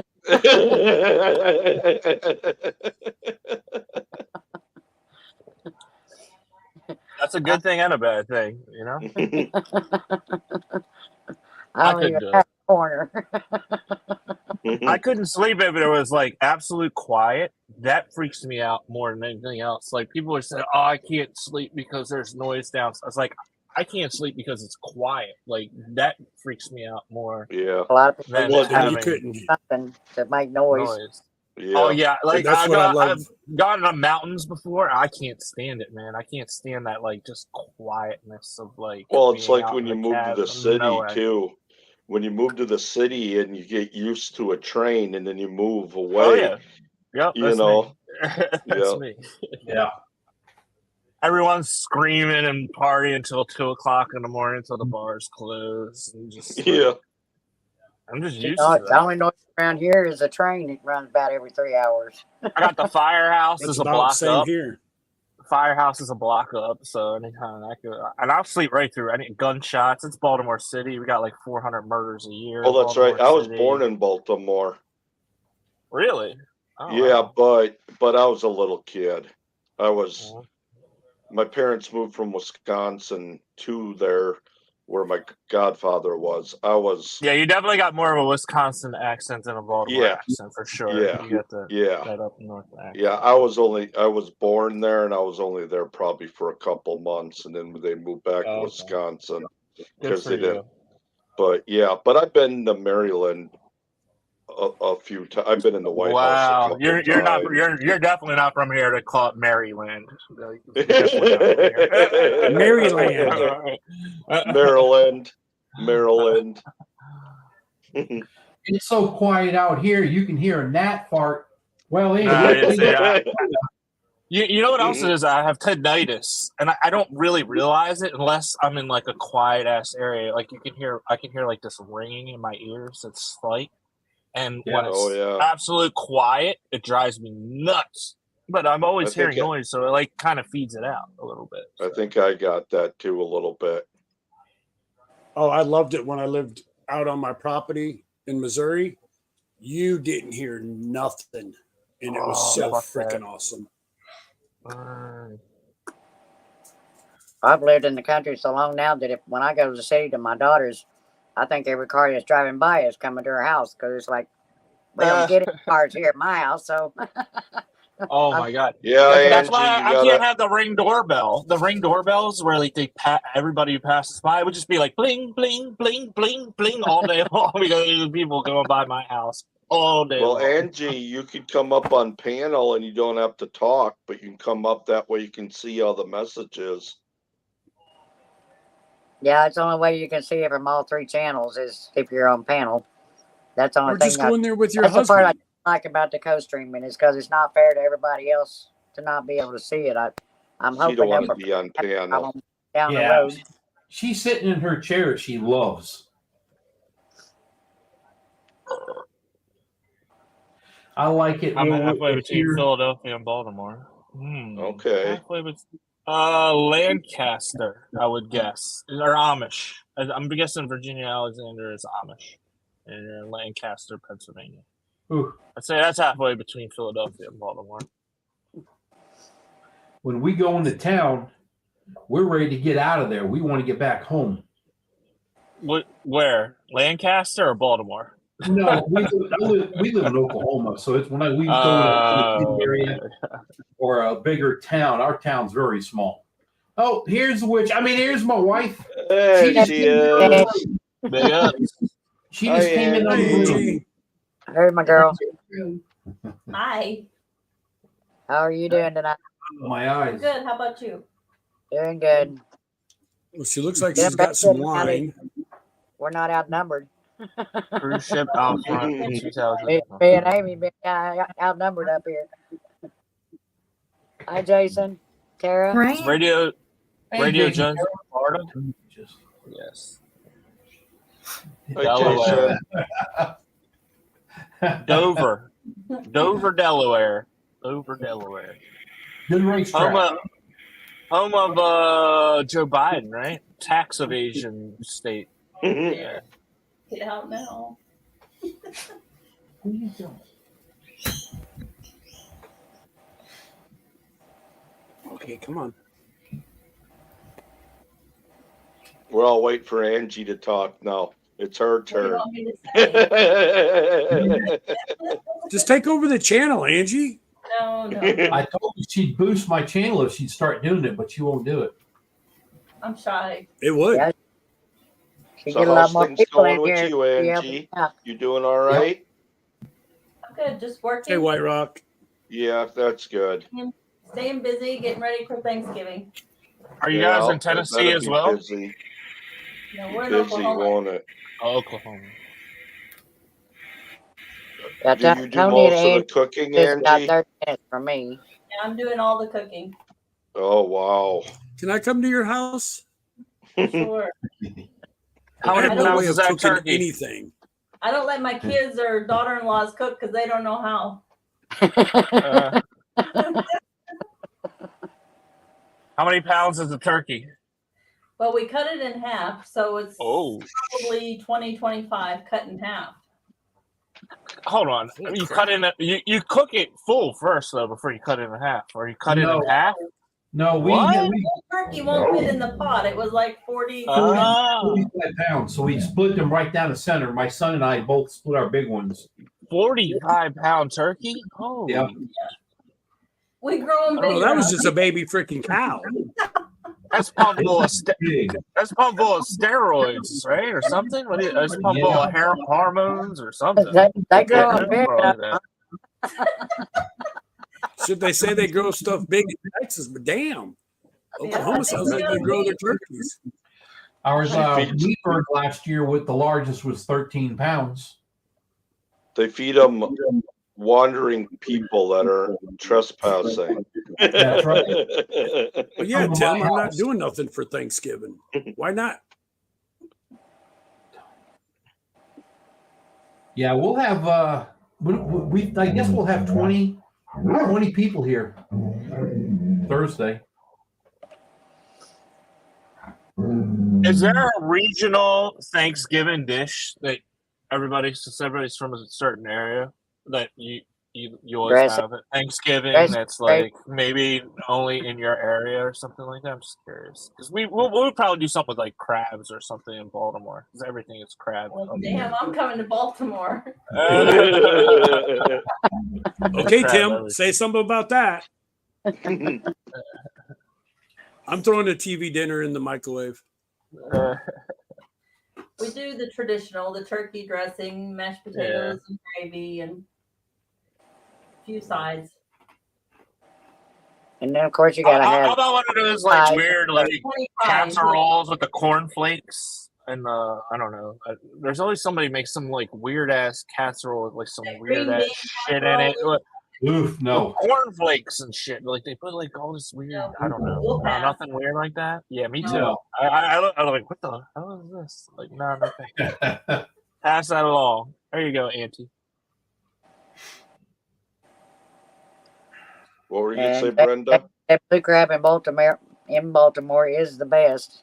Oh my god, I've tried it everywhere. I've traveled around the world, and I always try crab, and it's nothing like when I come home to Baltimore. Baltimore, we got the crab game on lock out of any place. Now we know Ron crabs. Crabs. I like the oysters here too. The oysters here are good too. Mountain oysters? That's fine. Rocky Mountain oysters. No, I don't know. I'm not from Oklahoma. I'm from Baltimore. But, Good eating. Good eating. If you ain't never tried it, don't knock it. The Northeast has got some good oysters. Yeah.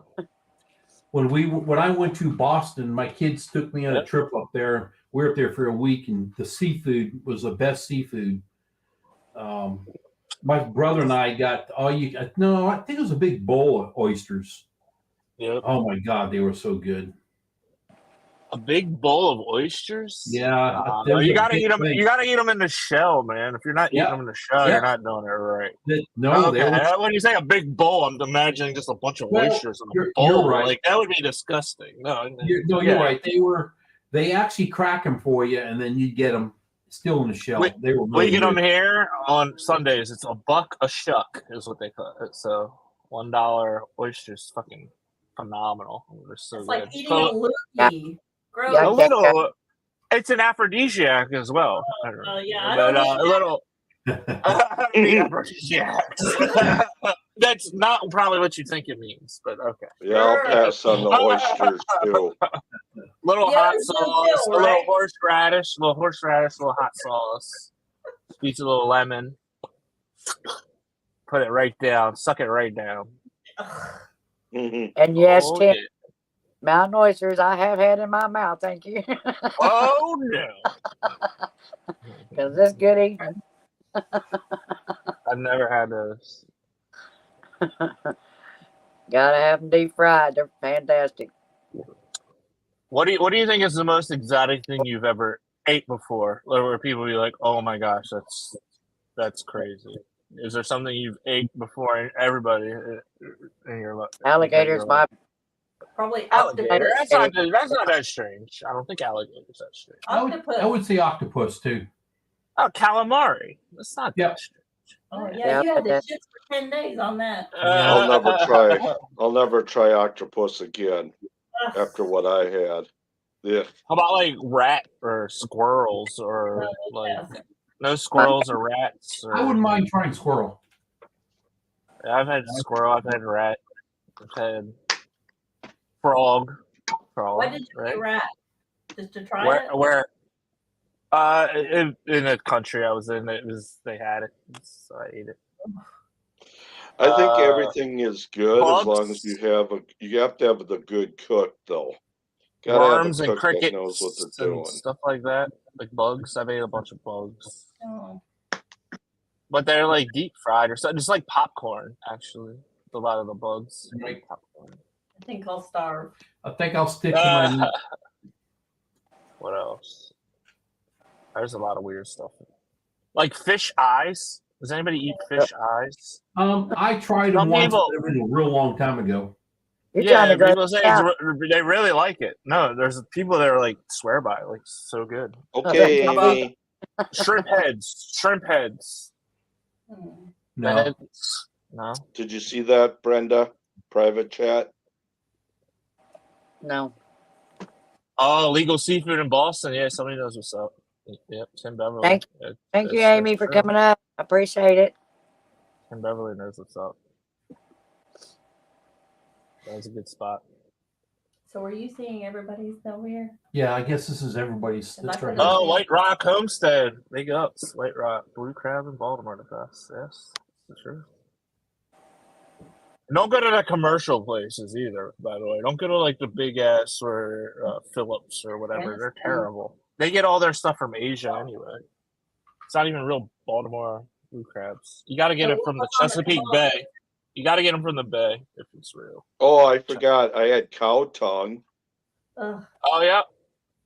Cow tongue. That's what do they call it in Mexico? Longa. Yeah, something like that. Something like that. I forgot. That's why Rachel cooks her tacos out of a lot of times, but I still yet to have one. from Robinson Belly Acres. They say it's really good, but I imagine they probably eat camel tongue too. Yeah. How about like a whole scorpion? You ever see these scorpions on a stick and you can just eat the whole scorpion? Dude, where did you go? I live in Southeast Asia 6 months out of the year. All right. Yeah. Whew, that's the last thing I'd think of. Yeah, they eat all that type of stuff. It's crazy. Fish heads, like the heads are in a buffet, like because they like the cheek meat. Apparently, it's supposed to be really good, and the eyeballs. Yeah. It's all about the cheek meat and the eyeballs. Walleye cheeks are supposed to be really good. I've never had them. Right. They're best. Yeah. Yes, exactly. And chicken feet soup. I don't eat that either. No. They spit it out like popcorn, like the little things from the feet. Yeah. like you're eating watermelon or something. And apparently it's supposed to be really good. So many people love it. But I still have yet to have the balls to try it. What's that? The chicken feet. I can't do the chicken. Oh feet. yeah. I can't do it. There's people. Like I said, that's I made a lot of weird stuff, but I can't do that's a thing over here too. Some people eat them. I think it's an older culture though. Yeah, I don't know. I'll stick to pig my ears. I'll stick to my my pork and my beef. I'm fine. Pork, yeah. Well, beef is hard to find, but pork is abundant. Chicken feet would. They walk and poop all day. That would be I don't know what the purpose of it. It's like eating bones. I don't know what you would call it. So I mean, it wouldn't. I gotta have a portion of something really good when I eat. Yeah, I see. I That's know why. people Go ahead, use it. Tony. No, I was just reading Tim. He's saying chicken feet makes stock. I've seen people Yeah, do that. Yeah. Maybe that's what I'm thinking of. Oh no, you put it right in the soup. When he was a kid, because there was 11 of them in his family, 11 kids in his family, he said his mother would boil the chicken feet and then give it to the kids to eat, and they'd suck the marrow Hey, out of it. projects with Paul. And the gizzards too. You got the heart like and the liver. Yeah, the gizzards. Oh yeah, I like that. Gizzards and the livers. Yeah. Ain't nothing better than fried chicken livers. And then what is it? Is it Mississippi pig ears? Hi, Paul. Oh yeah, I went to a restaurant where they had pig brain and pig heart and pig every piece of the pig at some of these foreign restaurants. Yes, yeah, pig brain. I can't imagine eating a brain. But well, that's what they do with that head stuff. Yes, I've had hammock, pickled hammock, pig's feet. I like that. Yuck. It's good. If you like pickled eggs or anything, you'll like pickled feet, pig feet. I don't know. Nope. I don't like pickled eggs. I won't like pickled pig's feet either. They used to eat them all the time out of the jar, but pickled herring. The smell of them would make me vacate the room. We had so many eggs this spring. I actually went and water glassed our eggs. And I had eggs set for 6 months, for 1 year, and then 18 months, see what they were at. We had the 6 months one, and just if you you can make anything with them really, but just the white part is more waterier, a little more runny, a little more runnier, but it cooks up just like normal.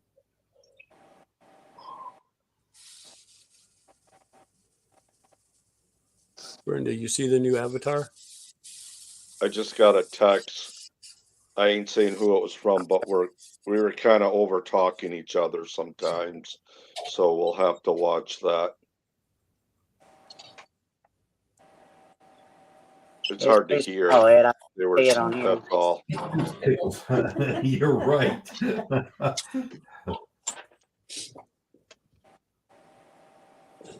Have you ever heard of century eggs? I don't think so. Century eggs. Oh my gosh, they'll come up. They're 100-year-old eggs. I think that's why they're called century eggs. Yeah. No, thank you. I'll have to pass. Yeah. How about in the Philippines they like to eat balut. You know balut? Yeah, I've heard of it. Thank you. It's like an egg that's almost become a chicken. Like the chicken is inside the egg. No. Well, Tim, that's where you're wrong. You spit off feathers when you eat it? Look it up. They love it in the Philippines. They eat it all the time. Sure.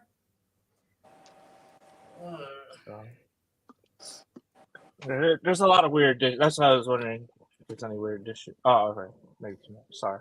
Why are we like big? Like boo. Hi, Brenda. Hi, guys. I had to put you on big screen for a minute. Yes, I know. You're bad at doing that. I noticed you're not on the screen to be put up there. No. I'm just sitting back, relaxing now. I've had blood pudding once. Blood pudding? Yeah, I blood soup all the time. Good. Yeah, my grandma was Polish. They made blood sausage and. Hey, I'm Polish and I don't eat that stuff. No, I never. I might have had it when I was little, but I never had it when I was older. Jason, I got a question as a Polish person. There's a Baltimore called. Oh, I'm sorry. No, go ahead. We're laughing at what Jason just said. Well, in the cancel culture world that we live in, for some reason, for Polish people, it seems to be all right. So there's this restaurant called Polak Johnny's. It's like Polish sausage place in Baltimore. But I've always wondered, like, how are they getting away with this name for this restaurant? Is it offensive or is it not offensive? That I don't know. Johnny's? It didn't sound offensive to me. All right, I thought in the I thought that like I don't know. I always heard that when you call it saying Polak is like not. It's kind of a derogatory name to call a Polish person, right? No, I don't think so. Is it? I mean, there's jokes out there. I'm shocked, like in the culture that we live, that nobody's said it. Well, there's a you know why Polish people have ski, a lot of them behind their names, don't you? Yeah. Oh, I don't know why. Is this a joke or? Because they can't spell toboggan.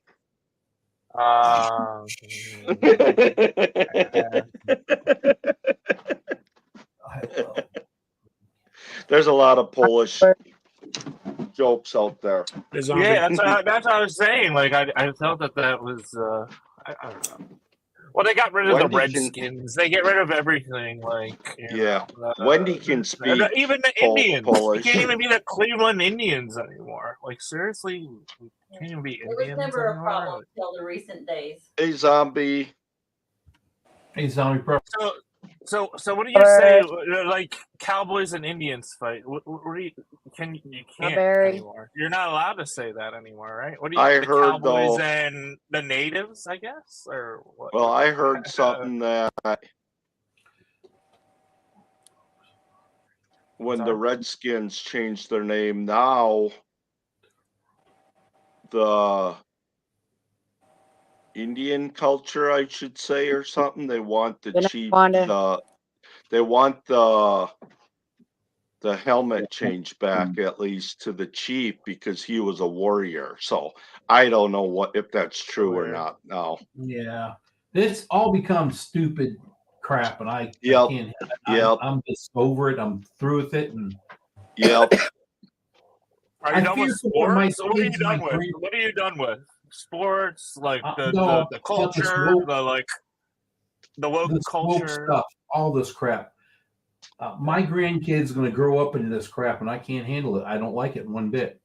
Yeah, and we never had this problem growing up. I had the best life I can ever have. Everything I paid for everything we ever had, and now all this crap is going on, and I cannot. It's going to be the end of our country. I mean, to be fair though, when does a generation feel that about the next generation? I feel like every generation has felt that about the next generation coming up. Like these kids are out of control, like every generation kind of feels like that eventually. When in the 30s or 40s, and then in the 50s, and then in the 60s, and then in the 70s. Yeah, but if internet goes down, what are these kids gonna do? Think about that. Exactly. It's also kind of like saying like this.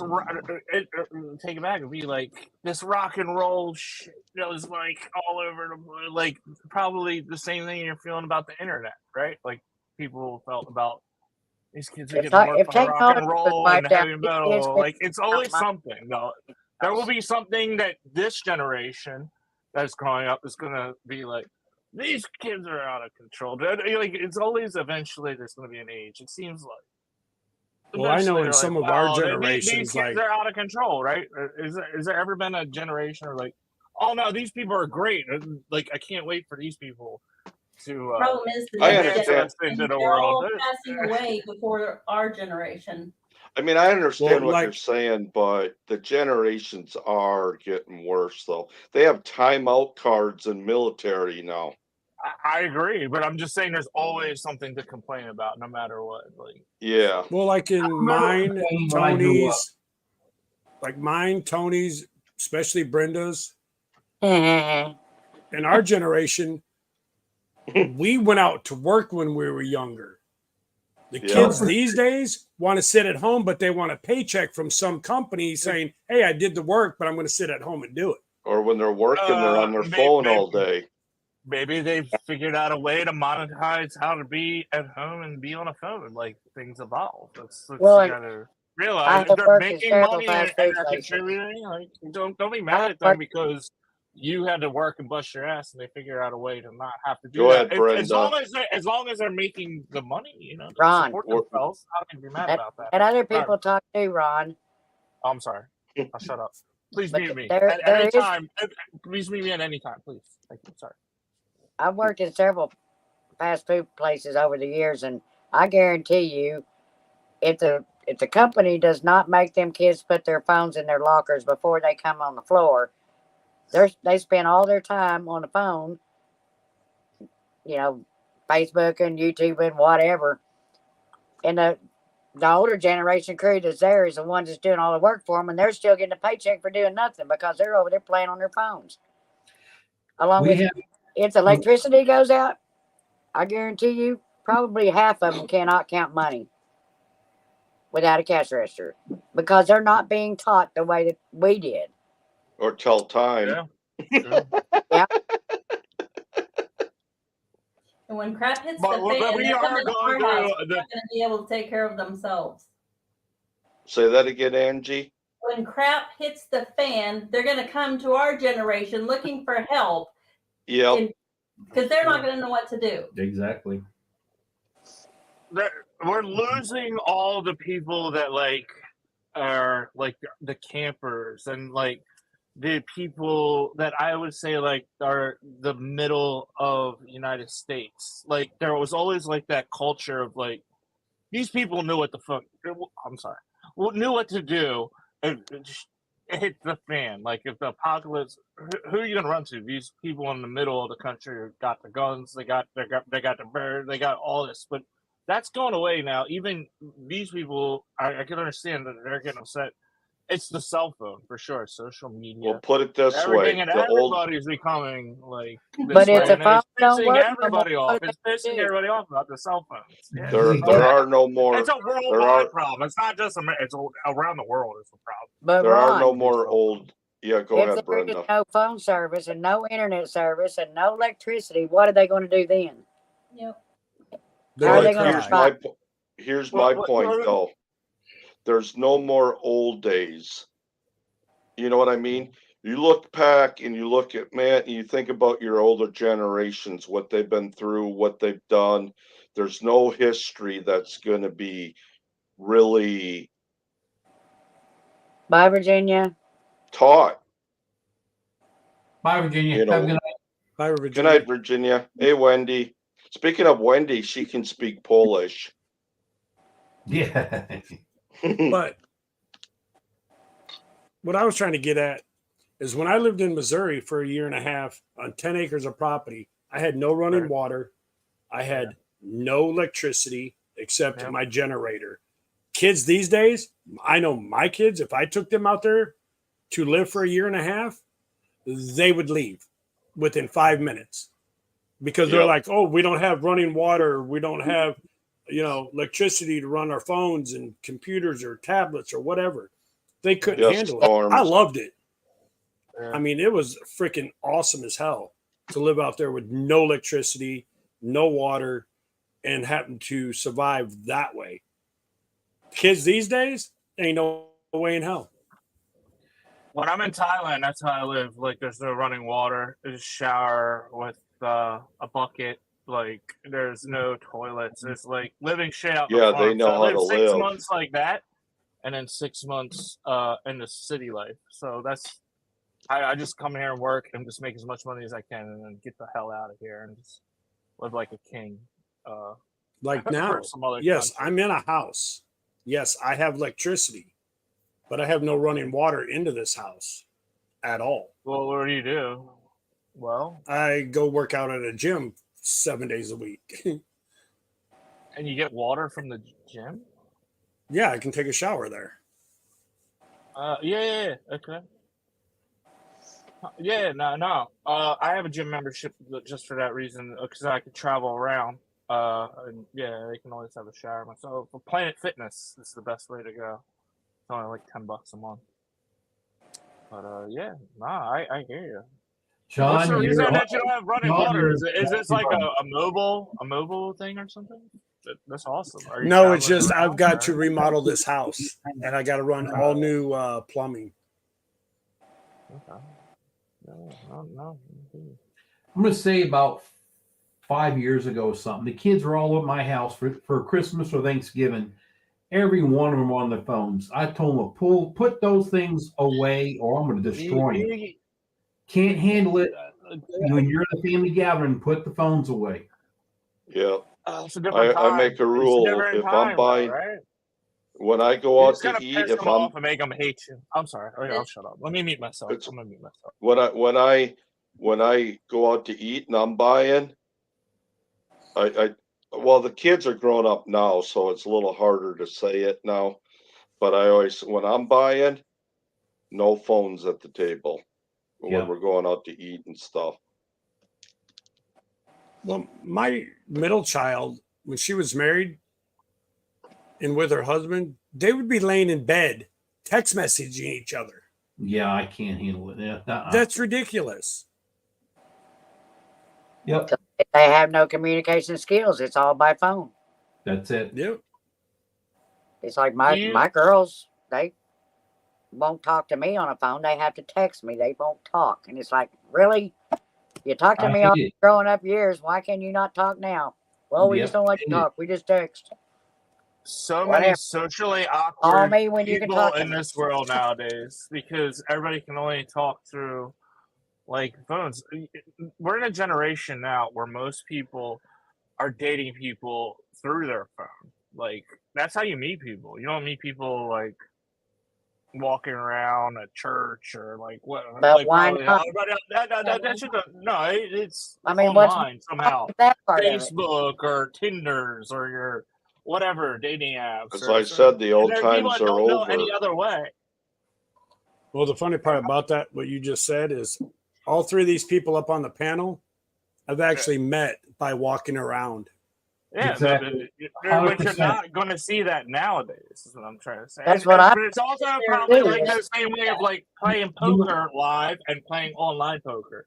You know why they can do it? Because they're on your damn People don't play phone, poker live anymore. It's kind of like it just evolves.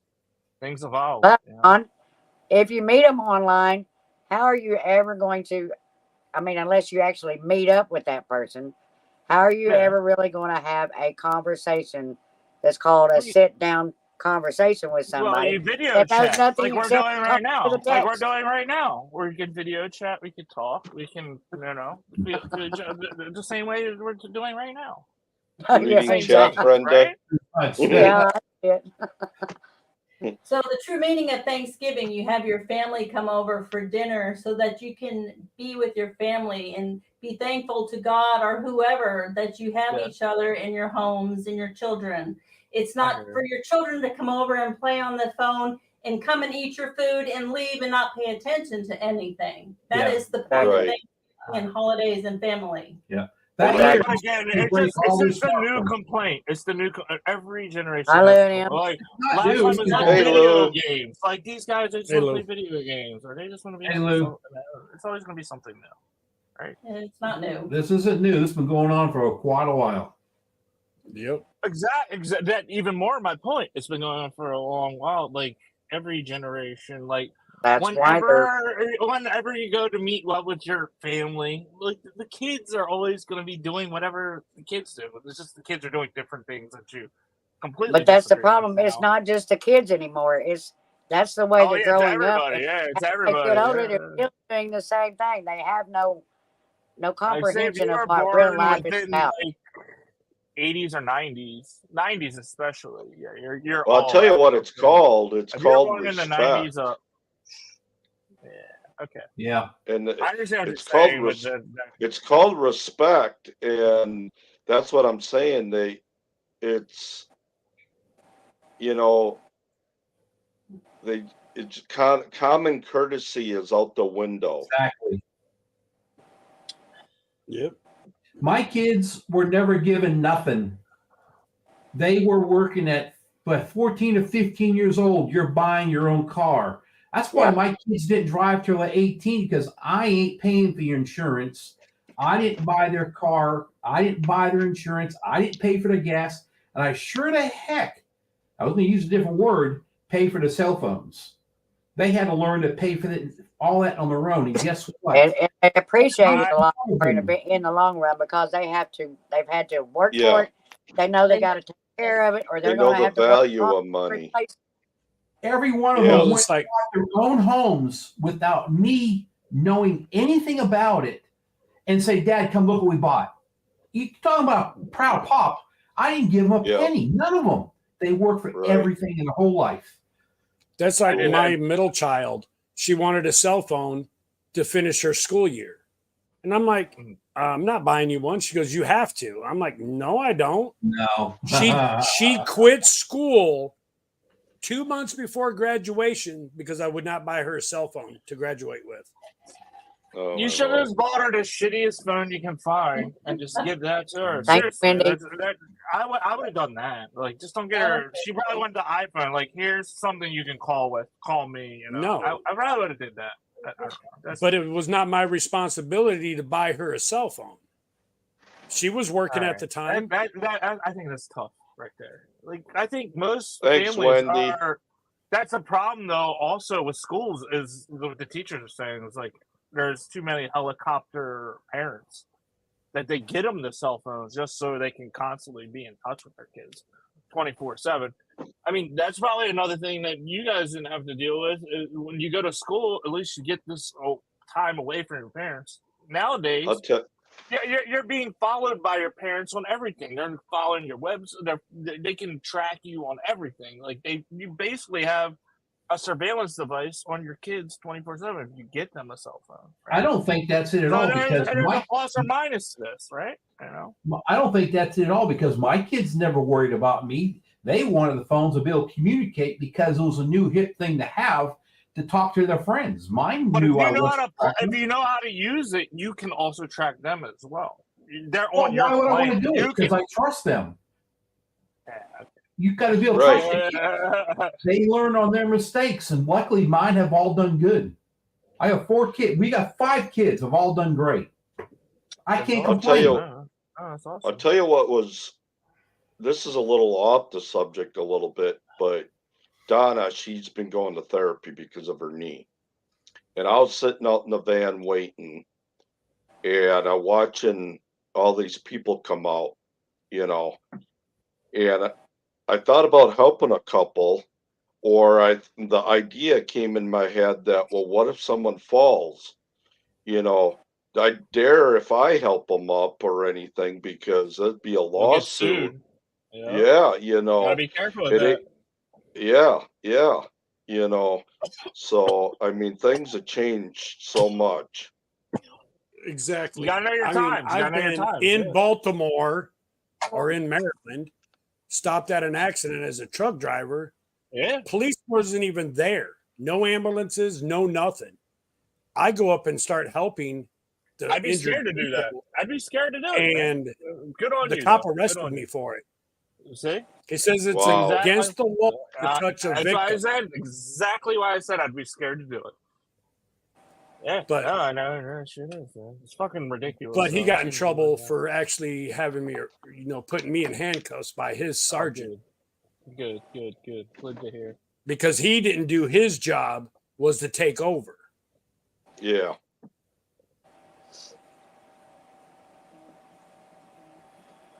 How long we go until? Tony, Brenda? Whenever you tell us to quit. Yeah, whenever. Okay. Which channel is this? I don't think I'm subscribed. It's the Backwoods Misfit is. I started it, and then everybody just shared, and I don't care. I'm fine. I just didn't know how where everybody's at, so we know where we're at. Yeah, we're fine. Okay. Brenda's fine. She'll be up about 5 tonight in the morning, so she'll be fine. 6 in the morning. 6 this morning when I got off. 6. I got up at 7 this morning. about 3 or 4 days in a row now. You're gonna wake Angie up and say, "Get out of bed, feed the chickens." No, I feed the chickens, the pigs, the goats. I get them all taken care of. You want to see? Or you want to see how they kill let us chickens know, in Angie. Thailand? Let us know. Does the animals I go to She work? don't do the animals. The only time she ever I did know. was I know. I'm just giving a I don't hard wake up time. at 4:30 when I get up, so. Yeah. So it's 11:45 in the morning right now. The chickens are up. And, Yeah, roosters 10:45 are here. crowing. AM? Yep. No, PM. 10:40. 10:45 Yeah. AM in Thailand. Oh. Yeah, I'm in southeast Missouri.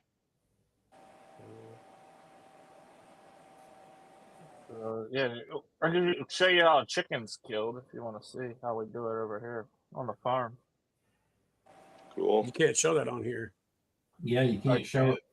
Nope. Oh yeah, They'll shut his live down quick. Yeah, we don't. We do our own, we never videotaped it because they will. They'll take it down.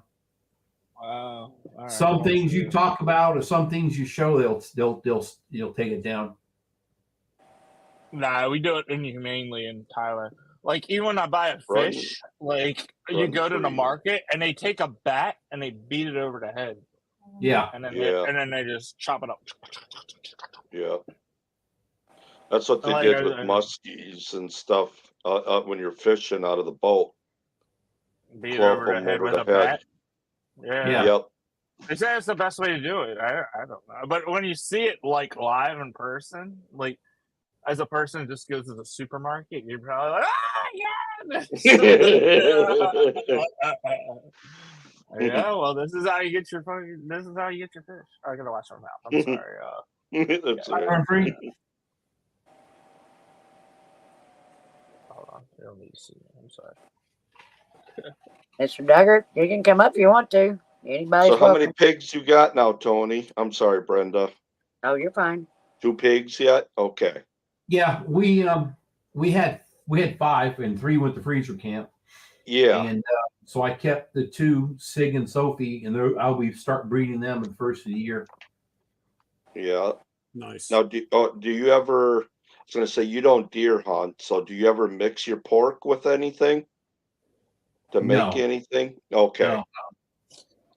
No, we bring the whole animal in to be processed. Okay.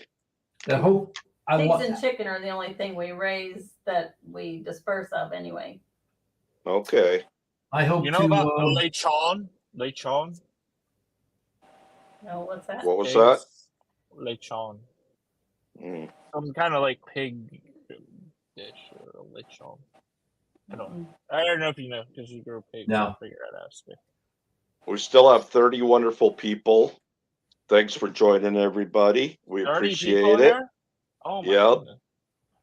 You know, I came on this channel and I had 0 subscribers. I'm up to 40 subscribers, and I have nobody but Freedom Redbird to thank for that. Thank you, Freedom Redbird. I got 40 subscribers, I think, because of you. Thank you so much. Yeah, if you type drop or freedom or Freebird, we can pick you up and people can check out your. That's it. I used to have a big channel, but my channel got deleted because of nudity. Yeah, that might do it.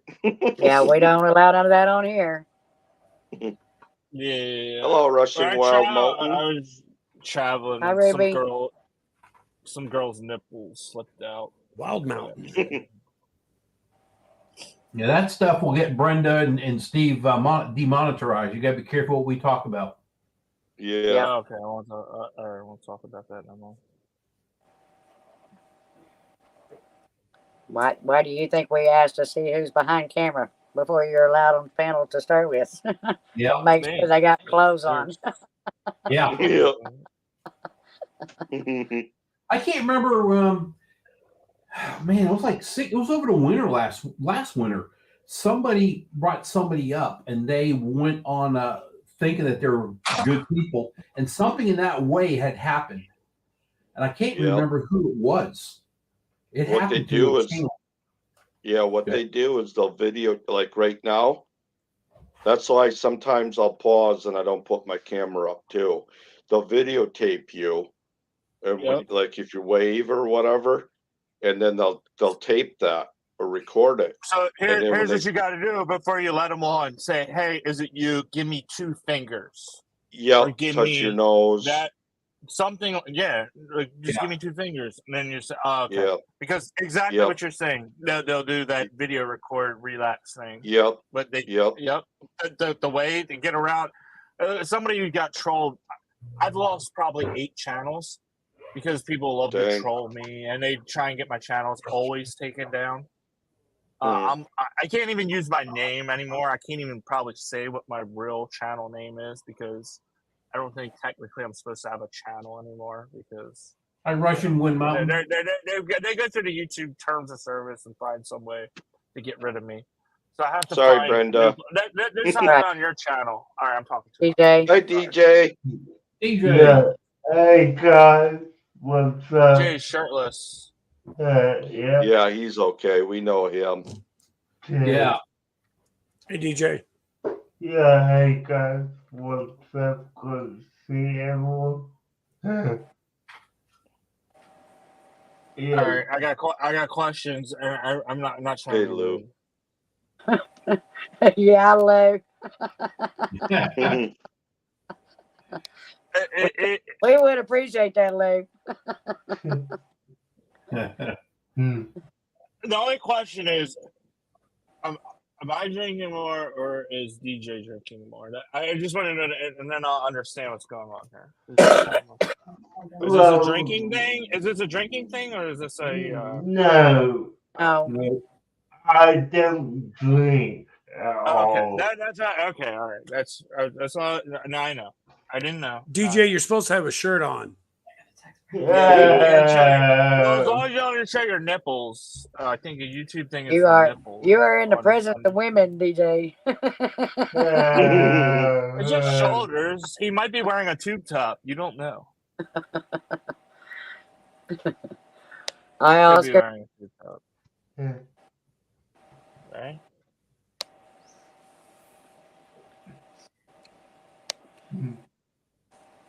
Yeah.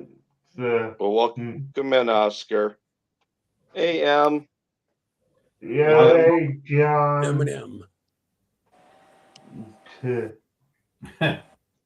Oh, now I can tell you the story, Eminem. By the way, just so you know, when we were in your guys' live, I said that Brenda, I asked Brenda if she was still on strike. That's just a joke because she hasn't been working the corner lately. Just so you know. And then you go, oh, she's on strike. She's on strike. And Lou, I knew what he meant, but I didn't embellish it because I figured he would in the long run. So I wasn't saying nothing unless he was going to bring it out. That's an outstanding joke over here. So are we doing shirtless streams now? Is that what's going on? No. No. DJ, DJ's in a room where it gets hot. Is it a fan room? No. You have aircon? I have aircon, but it doesn't work that well. Yeah, I lived in a lot of fan rooms. They're usually like $3 a night. Right on the beach, though. No. This is my studio in my house, and it's add-on we did last year, so yeah. Yeah. And he I wish I had a Taco Bell in my corner, Wendy. Freedom Redbird, are you a beef, chicken, or steak kind of gal? Me? Yeah, are Beef. you a beef, chicken, or steak kind of gal? She's like, At the she likes Taco Well, two beef Bell. steaks. are the same thing, but I What? like one. I said beef and steak are same. It's Oh all beef. no, at Taco Bell. Your order at Taco Bell. Are you a beef, or chicken, or steak? Those are your three I like choices of both. meat at Taco I like Bell. both, but usually beef.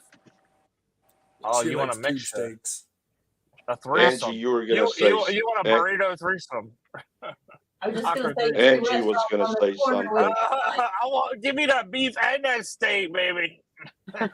I I don't think I've ever I'm had a sorry. beef steak taco. I've never had a beef. I might have to try it out. Is it really good? Beef steak taco? Why not? They're both beef. Yeah. Go ahead, Angie.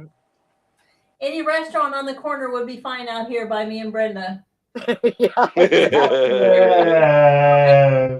Well, How many delivery places will deliver to your place? zero. None. Zero. None. Really? Wow, I've like 1,000. I'm not. The From closest town every country, Yeah. like I can order from any country, just about. Like, what kind of food do you want? Like, from whatever country. Okay, but you can get it.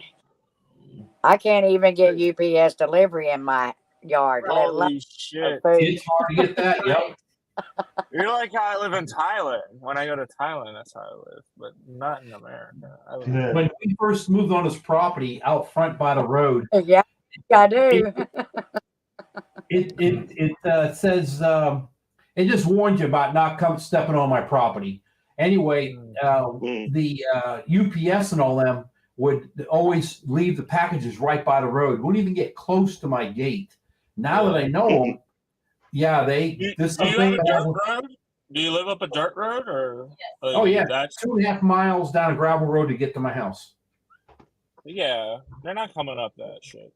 You're gonna need to get that shit paid for them to come up there. I think they only have to go up to a paved road and they can drop the shit off. No, I think by law, yeah, I think if it's unpaved, they can like leave it. I'm pretty sure.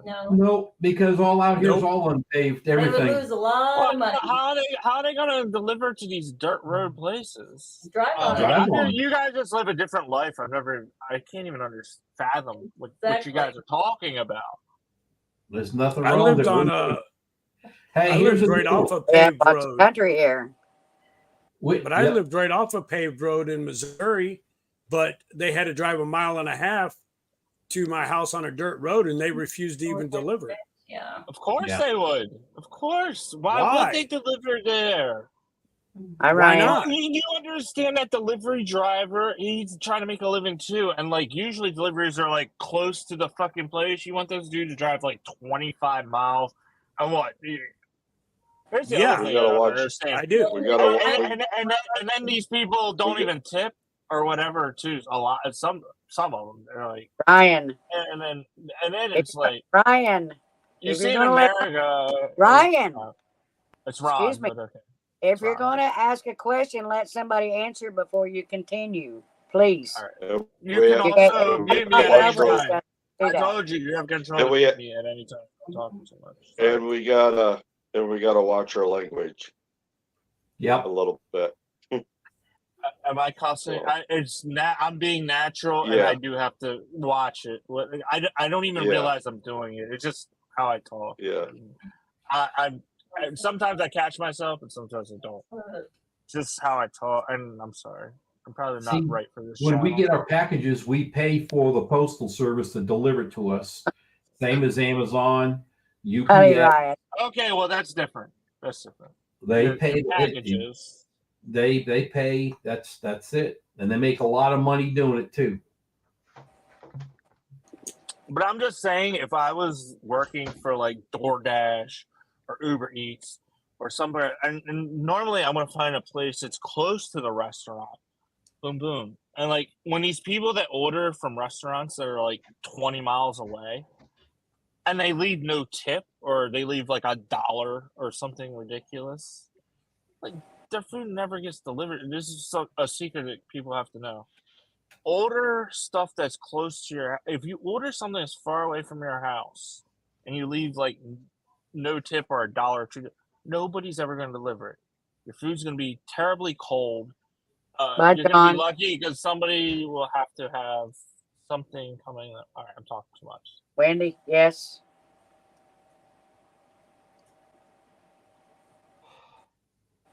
Well, you got to kind of understand our part of the country here. A lot of it is country.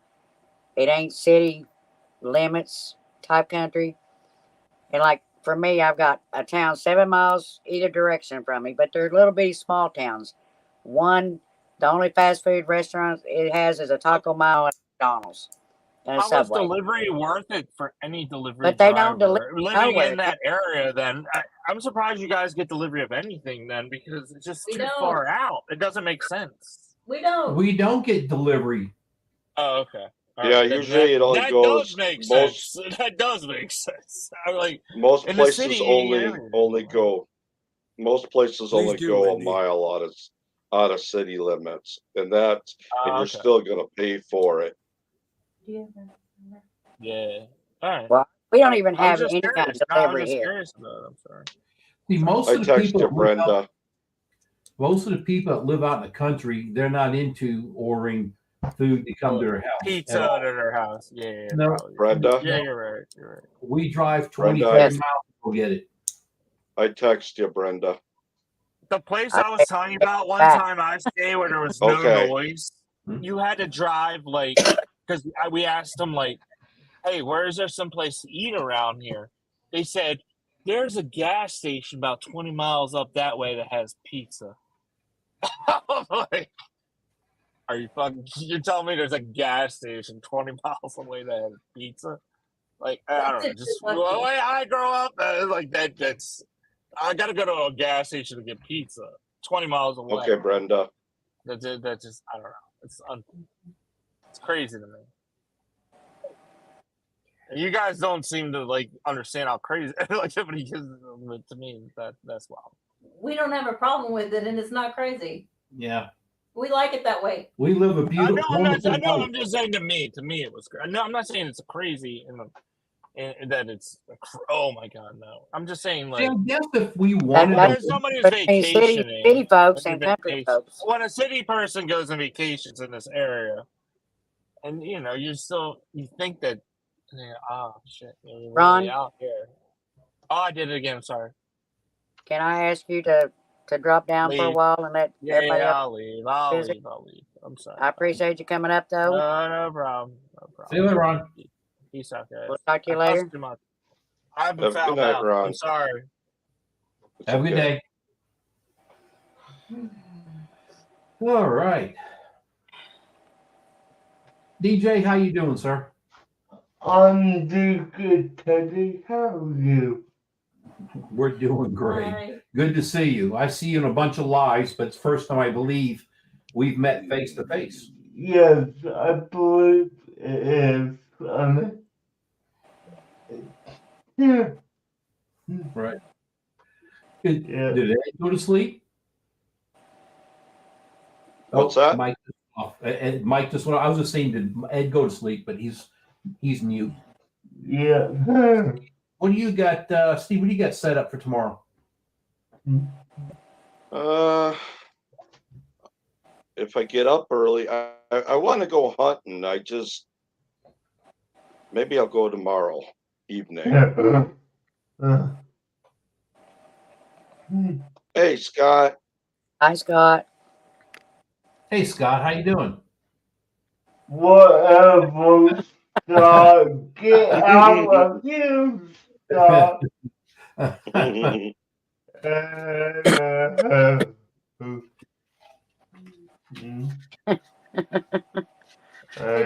are you feeling, Scott? I know you was doing pretty rough earlier today.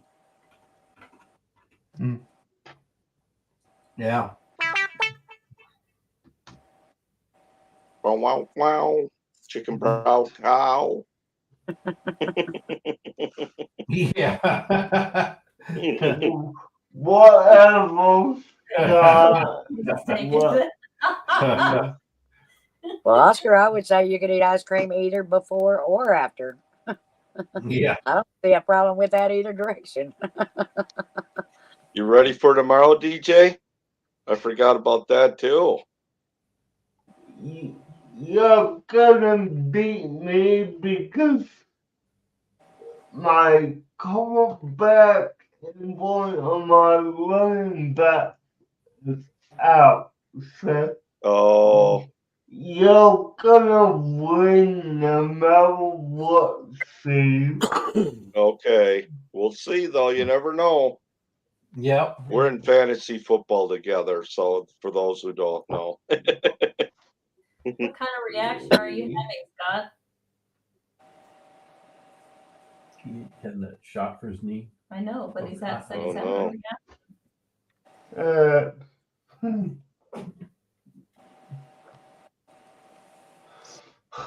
But yeah, Steve, you're definitely gonna beat me. I know that. I'll have to look at the lineup once again. Alright. DJ, what team you like?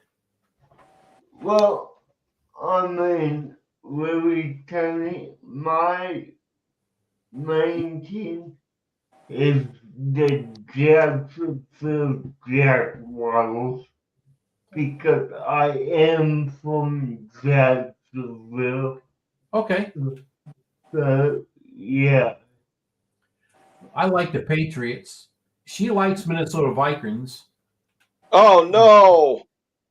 Both, Not the Vikings. That's where I'm from. You Wisconsin man? Yes. both good. But I will say this. Go ahead, DJ. But I will say this. You're the nicest Minnesota person I've ever met. Wait till she gets off the camera. No. I can't have any better. I got that. He's kept me around for 24 years. I can't be that bad. Exactly. And you kept him around that long. There's Ed. They shot cortisone in his knee. Yeah. And you're allergic to the cortisone, Scott? Oh, that's not good. I had that once.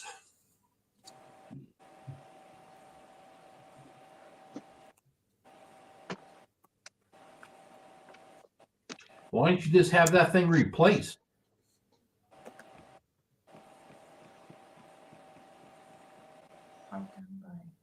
You're really hardcore buy. Guess he hit the wrong button.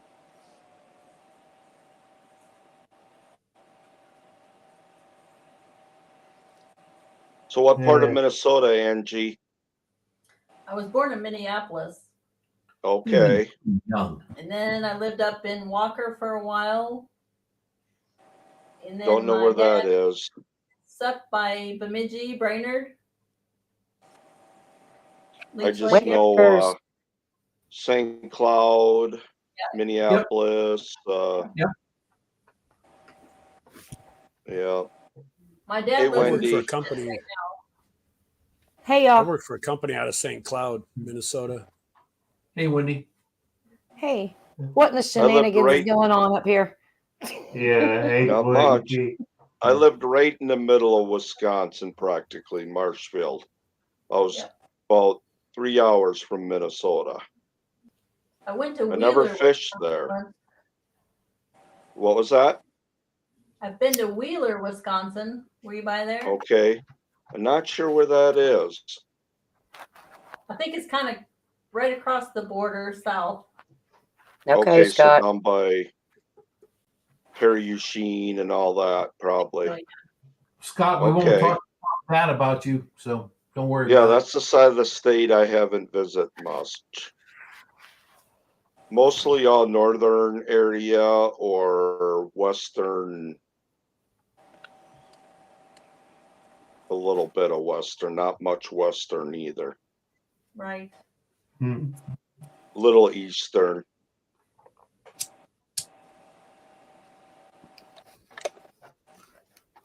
So what are you doing, Wenders? Nothing much. Just chilling. Yeah.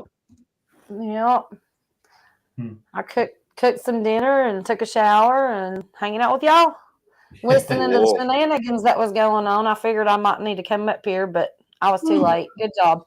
Yeah. I seen Angie was getting a little hot. She was getting a little heated. She was fanning her face. My blood pressure. Yeah, she goes, my blood pressure's raising. Look, I'm turning orange. I was like, ruh-roh. Yeah. She kept hitting. She goes, what's Brenda's phone number? Right. I was getting there. That's what I was texting Brenda about. Yeah. Yeah, I figured. I actually got a text about it too. Yeah. With everybody. Yeah. So, Brenda, remember that for the next time. Yeah. Let's avoid that situation. Not to get off the side note again, but the Vikings, I think, are doing pretty good this year, though, aren't they? Yeah. They're doing better now that our quarterback is out. Oh, really? Hi, Lucy. My niece and her husband are huge Vikings fans. I mean, huge. They live in right outside St. Louis, but they love the Vikings. I actually knew I don't know if he's still there with the Vikings, but one of the running backs for the Minnesota Vikings, which was Peterson. Oh yeah, Adrian Peterson. Yeah, he's from Adrian. I went to school with him. Really? Cool. Yeah, he's originally from Palestine, Texas. Right. Mm-hmm. Hi, Lucy. Hi, Scott. Hey, Lucy. Hi, DJ. Yeah, hey, Lucy. How are you, darling? Hi, Lucy. Do good. How are you? I'm doing good too. Thank you. Did you say you're out calling you? Hey, sis. DJ, what part of the country are you at? Don't say your town or anything, but about. Southwest Florida. He's in Florida. Florida, okay, all right. Yeah. Jacksonville. That's why I like the Jacksonville. He's here with always nice. Jaguars. Well, see, I'm from Jacksonville. That's not where I live. Right. I know. Right. Yeah. My mom and brother still live down in Florida. Nice. But I am DJ a patriot. gets fresh oranges whenever he wants. Yeah. That's what you think, Steve. I drove truck through Florida when I was thinking about going over the road, but I didn't wanna. But I drove the whole state of Florida, and man, there was oranges everywhere. No doubt. Yeah. Mosquitoes too. Yeah. Oh yeah. And when I drove through, I was hoping to see a dang alligator on the side of the road, a wild one or something. Out of all things, what did you think I saw across the road? Crab. A black bear. Oh, no. Yeah. It was funny when we first met. I'm sorry, go ahead, DJ. No, I was just going to say, girls tend to stay out of the areas, but I did have one in my neighborhood a couple years ago. Wow. Yeah, ended up right at my neighbor's driveway. Back when we first met, I took her down to meet my mom and my brother. And so we're driving down, it's just a road right along the beach. And all of a sudden, a big crab, jumped up off the side of the road and walked across the road sideways. She jumped back. What the heck is that? It was funny. I laughed so hard. I mean, you just see that. I mean, it was a pretty big crab. It just right across the road. I was scared. Yeah.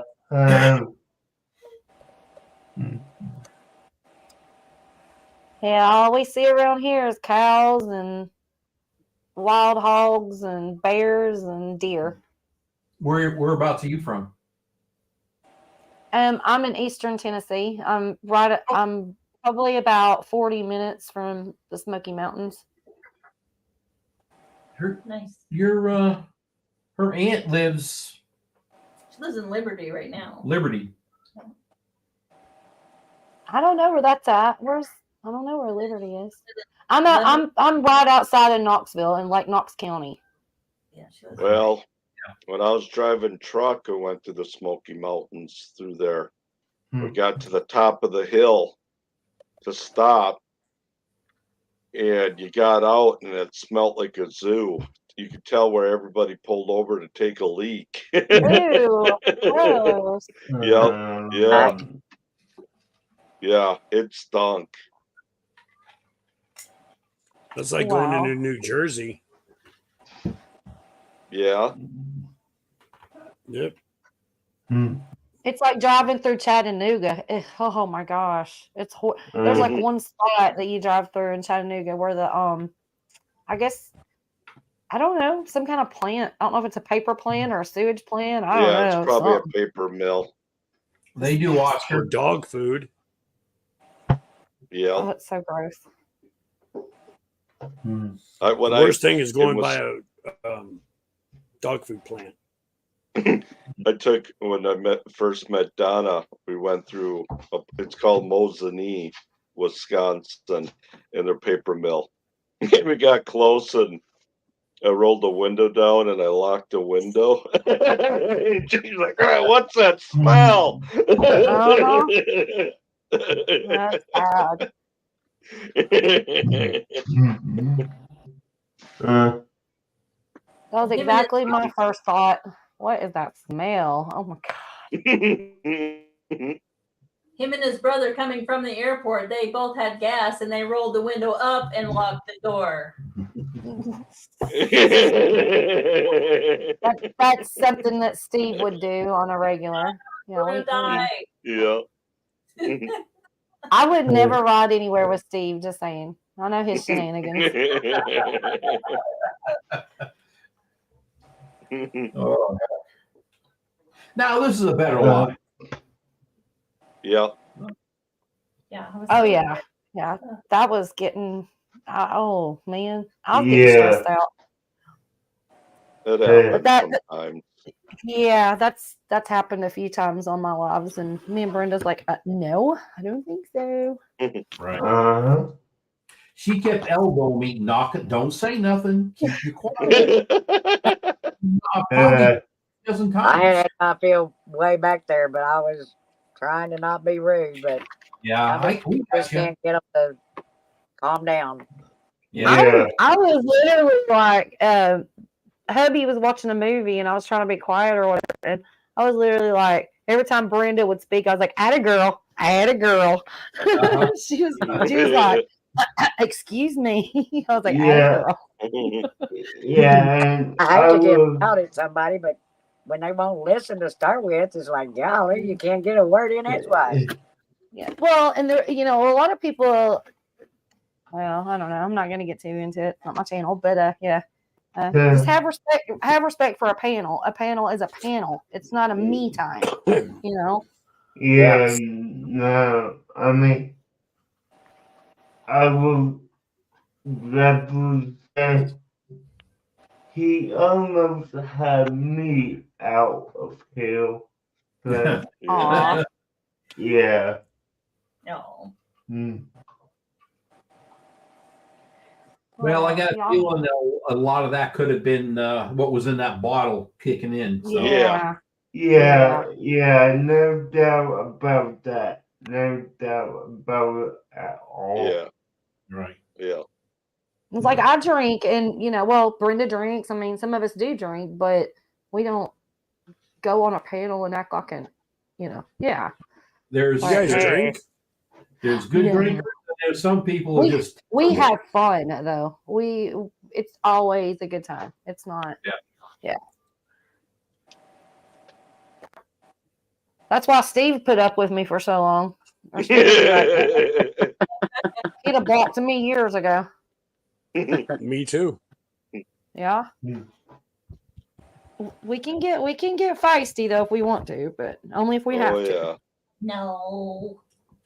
Only if we have to. Well, some people just don't have no considerations for others. Is my main thought on that part. Like you've got so to when be you get considerate. Yeah. When you get the camper out, where's the first place you're going, Tony? next year. Oh heck, I don't know. Yeah. Yeah, I don't know. I just put the thing to sleep. We'll probably Yeah. put Jan's feet up. Probably Jan's Yeah. meetup by whenever she decides Okay. to have it. Yeah. Yeah.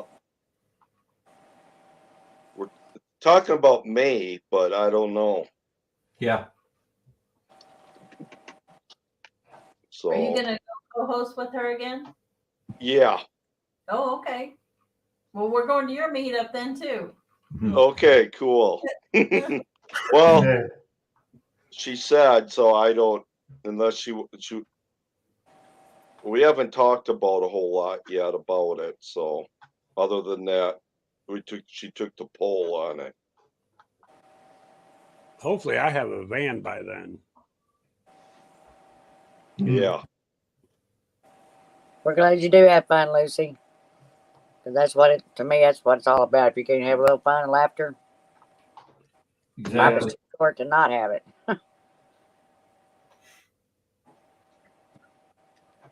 Exactly. But y'all are. Yeah. You know, it seemed like this. Always a blast. Hey, Wendy. Hi, Wendy. Oh, I wasn't looking up at the screen. Hey, Wendy. I was like, what? Hi. I was like, have another drink there.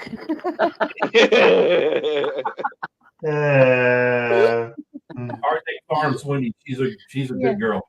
Good lady. Hard Neck Farm. Hey, Wendy. He's another Okie. Yep. Does not He's the live last- he lives about 25, 26 miles. North. No, west of us, northwest a hair, and I'm going to say Brenda lives About 30 miles, probably. from you. Really? No, it ain't that far. How far are you from Chandler? 9 miles. Oh, well, I thought you was farther than that then. So now, hell, we're only about 15 miles in. Yeah. You guys are only 15 miles apart? Yep. Yes. That's cool. Dang. We haven't gone out to lunch or dinner, nothing. We just. Hey, I know. I Well- did meet him at the auction the other day, but that's the closest we've gotten to being around each other. We've seen Here. more at meetups than we have here. Yeah, I was just gonna say that. Yep. Well, that's like the same with like Pontoon Jody. You know, we're close to each other. We've never even met in person. Like, really? Yeah. You know, and there's like hardly anybody around me. Actually, I don't have anybody close to me. Actually, Wendy, the other Wendy that's on the comments, her parents live probably about 15 miles from where we live. We know where exactly where her parents live. Oh. Nice. Actually, the closest YouTuber that lives near me is an hour and 10 minutes away. Wow. Yeah.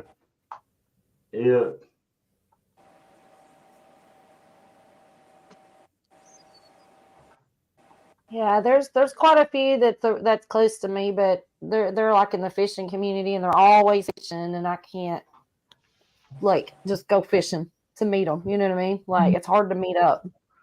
Right. So we just haven't had the opportunity yet, but I will be out on the boat with Jody at some point, hopefully.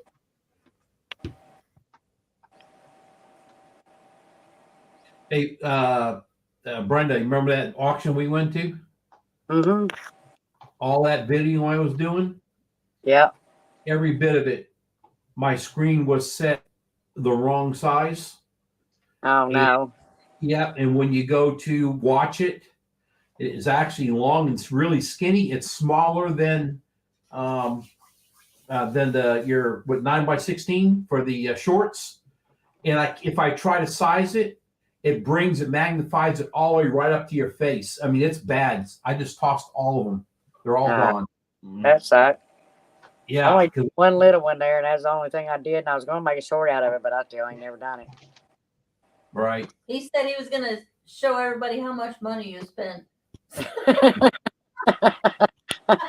I think Tony spent more than I did. You're probably right. No, I don't think so. I think you spent more than me, Wendy, Brenda. Well, let's see. I spent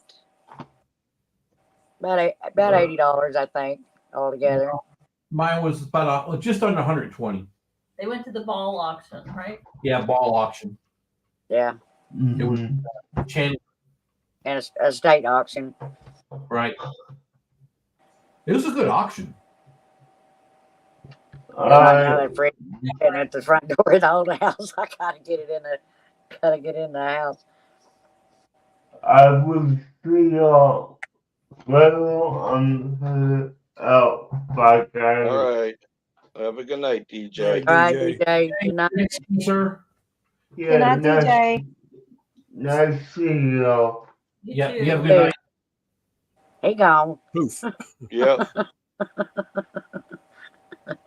Don't take him long. When he says goodbye, he's. Yep, he's gone.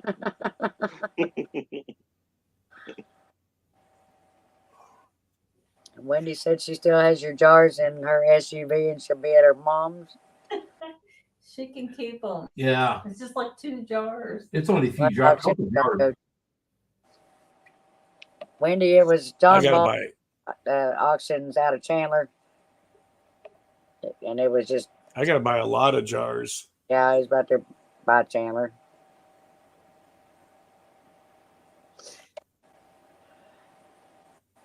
Are you going to can it? Yes, I'm going to make my barbecue sauce next year. Okay.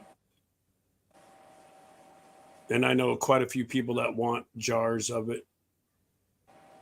Well, I thought you was going to be doing that here soon. I'll be right back. Do what? I thought you what, Brenda? Soon.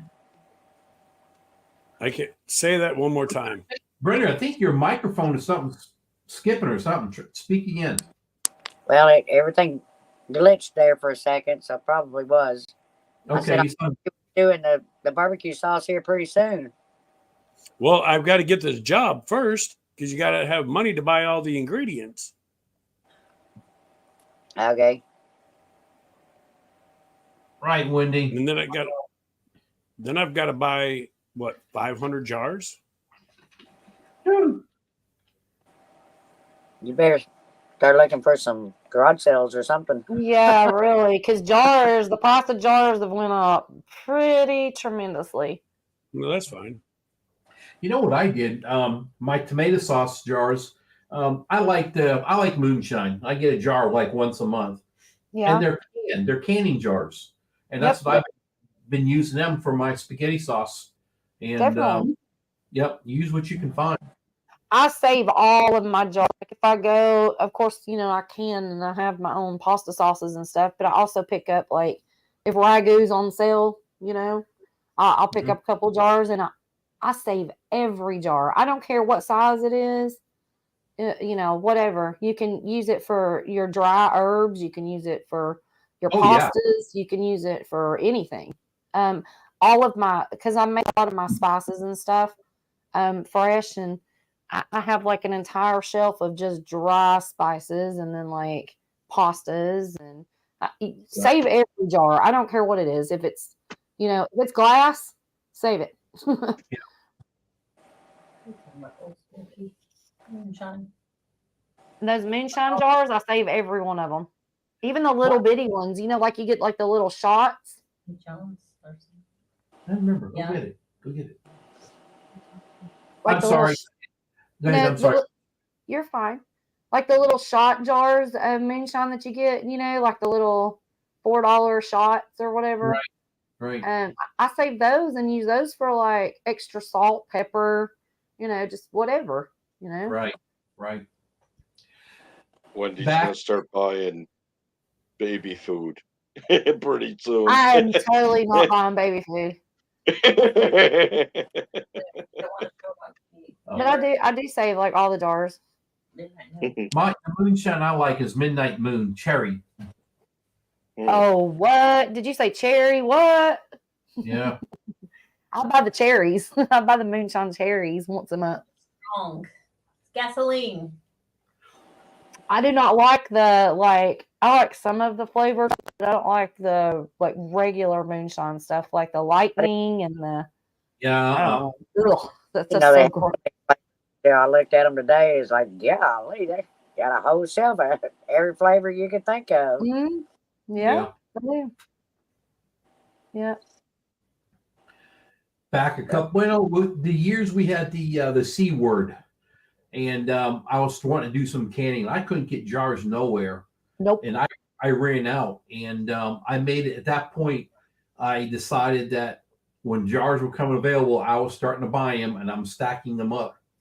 And I wasn't. She seen them in different places stacked up in the house, but I would buy a tray, which is one cart, and bring it in the house. Because I want them. If things ever get bad, I've got a lot of meat. I want to pressure can meat and put it up. Exactly. And, hey, Jonesy. I wanted those jars specifically for that. And it was funny. I actually took all the jars, and we've got one side of our attic is we have an attic we store a lot of stuff in. And she went up in there one time, and she turned around. She goes, "What the is all those candy up here?" You believe me, that's what it was. To be honest, though, that's one of the best prepping items you can have, because I went through the same thing. And one of my friends on YouTube actually sent me, I couldn't find rings or lids anywhere. I could not find them for the life of me. I couldn't get them on Amazon. And she sent me a ton of those. And but even, I'll go to a thrift store, and if I see one jar for $1, I'm buying it. Like, I don't pass up jars at all. Right. That is one of the best, and it's a great barter item if something was to happen. And like, if I was in the situation and I know that you close, I'm calling y'all up. I'm be like, hey, I got, tons of, whatever. Here's you like 5 bushels of tomatoes. Can I have a case of jars? Like, you barter. Right. Exactly. I think. Hey, Jonesy. Wendy got a bunch of jars. G'day. Yeah, I seen them Hello, there. Jonesy. Hey, Jonesy. Hi, Jonesy. Hey, Jonesy. Hello. I've been watching for a while, but it's been a lovely day here. But I just thought I'd jump on now before dinner is served. What time? What's for dinner? What's for dinner? It's some sort of pasta dish with, I don't know, beef mince and pasta and tomato something, and I don't know. I didn't hear the dinner bell. What happened? Not Hang ready. on.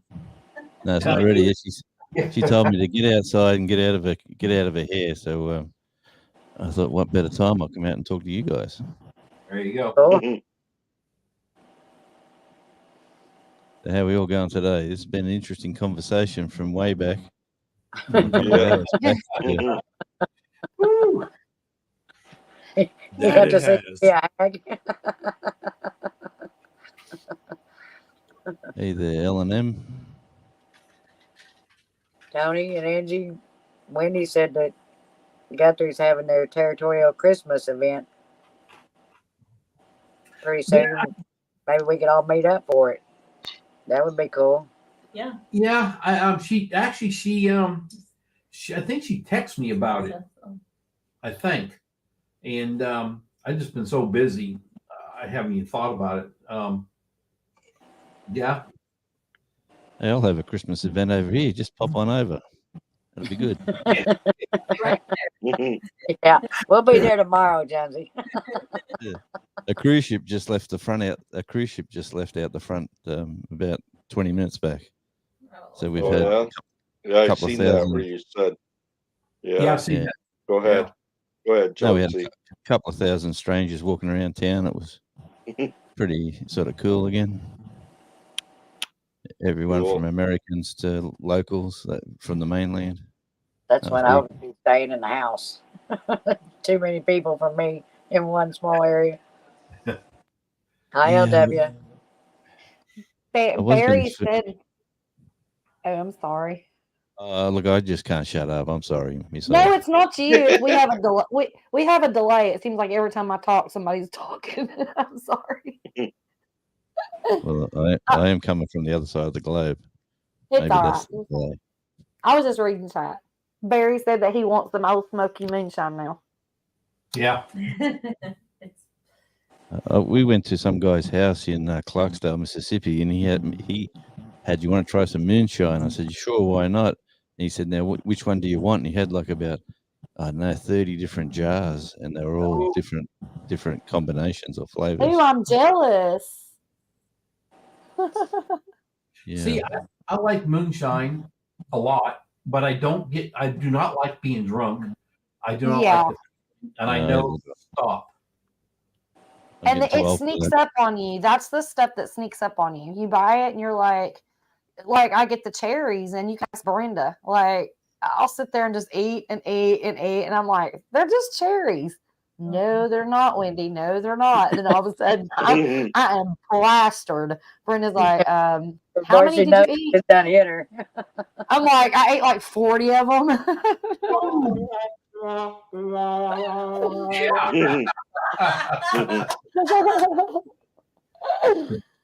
And it'll give you a headache too. You can't overdo that stuff for sure. It will give you a headache. I told her she's gonna have to start taking out like 10 and leave the whole jar in the house. So she Exactly. Yeah, just get me like a little Tupperware container and count them out. You're allowed 10. That is it. When they're gone, you're done. I would be sick. Yeah. Oh, trust me, Angie, I was like after eating those, and then about 2 days later, I think it was, I was eating them again, and Brenda's like, "Are you eating cherries again?" I'm like, "Yeah." And the next thing you knew, I was puking cherry juice. I've never eaten another cherry ever. So next week. Well, I haven't bought any since then. I'm proud of myself just because I keep remembering me puking talking them about up. it. Gonna do it next week. Gonna do it next weekend. Yep. Who was holding your hair, Wendy, or did you turn out with some nice red streaks for the next I week had or two? some. It was highlighted, dude. It was totally cherry streaks. It was gorgeous. My whole face was red. My hands were stained. Like it was great. Where'd Brenda go? I don't know. Did you hit the wrong button? There's Brenda. She had to go pee. That was fast. That was real quick. Lost my internet for a second. No, I Does don't that think every now and then. I don't think I've met Man and his dog before. That's Ed. You know who this is, Jonesy. Oh, that's Ed. Man and his dog. Is that a new channel? Or Yeah, is that's gonna be the new channel name. When are you starting that? Today. In 7 more days. Oh, 7 more days. Okay. Okay, who's the dog? Let me change everything on there except the name. Yeah. Well, mate, I'm a party of that. I've changed about 5 times the name, but it's all about branding. If you can find the right brand that suits your channel, it definitely helps. Yeah, because it's just me and my dog. Cool. And what's his name? Her name is Gypsy. Gypsy. Okay, I got that wrong. God, it's a 50-50. She's like the best dog in the world that I've ever had. Isn't it funny how dogs give you 110% like devotion? They'll just, doesn't matter what you do, they just look at you like, like you're the best thing in the world, blah blah blah, and they'll. Poor old Charlie, like we've hacked him to. We got the clippers out, and we thought we'd cheap out on a send him to the Poochie parlor, and we bought a expensive pair of clippers, and boy, it didn't work. He looks like a mess. He's got chunks out here and chunks out there. Yeah, he looks at us, and he knows he looks funny because he looks at us and he just goes, and he walks away.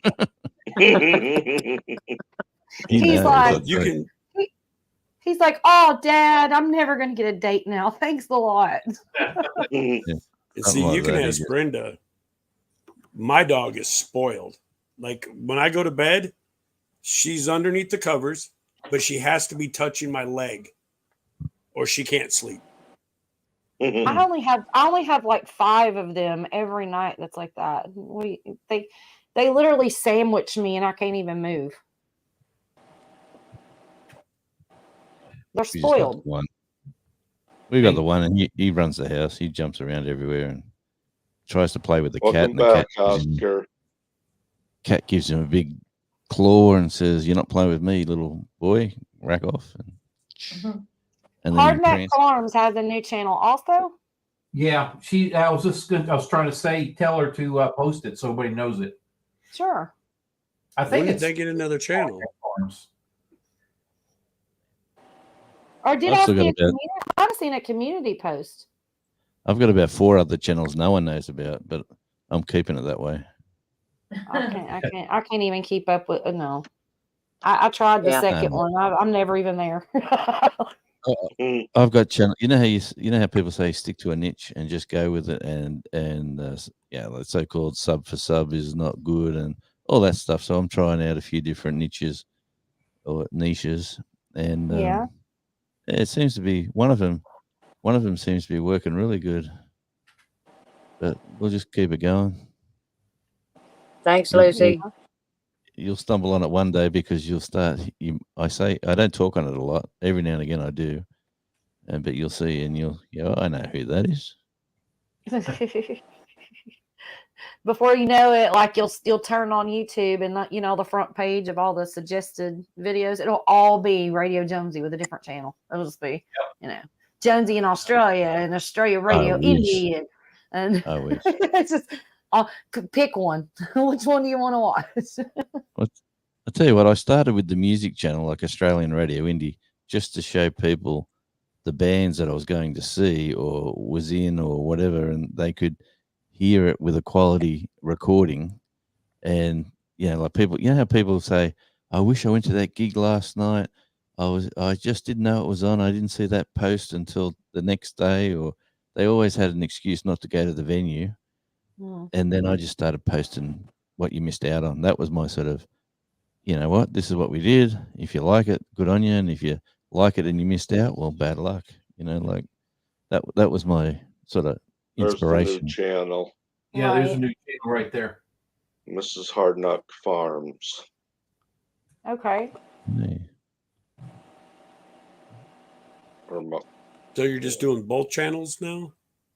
Hey, I have a hard time doing one. Hey, Wendy, I wanted to talk to you real quick about that. I read your about section, and I told you I seen what you talked about political, and I read everything you said.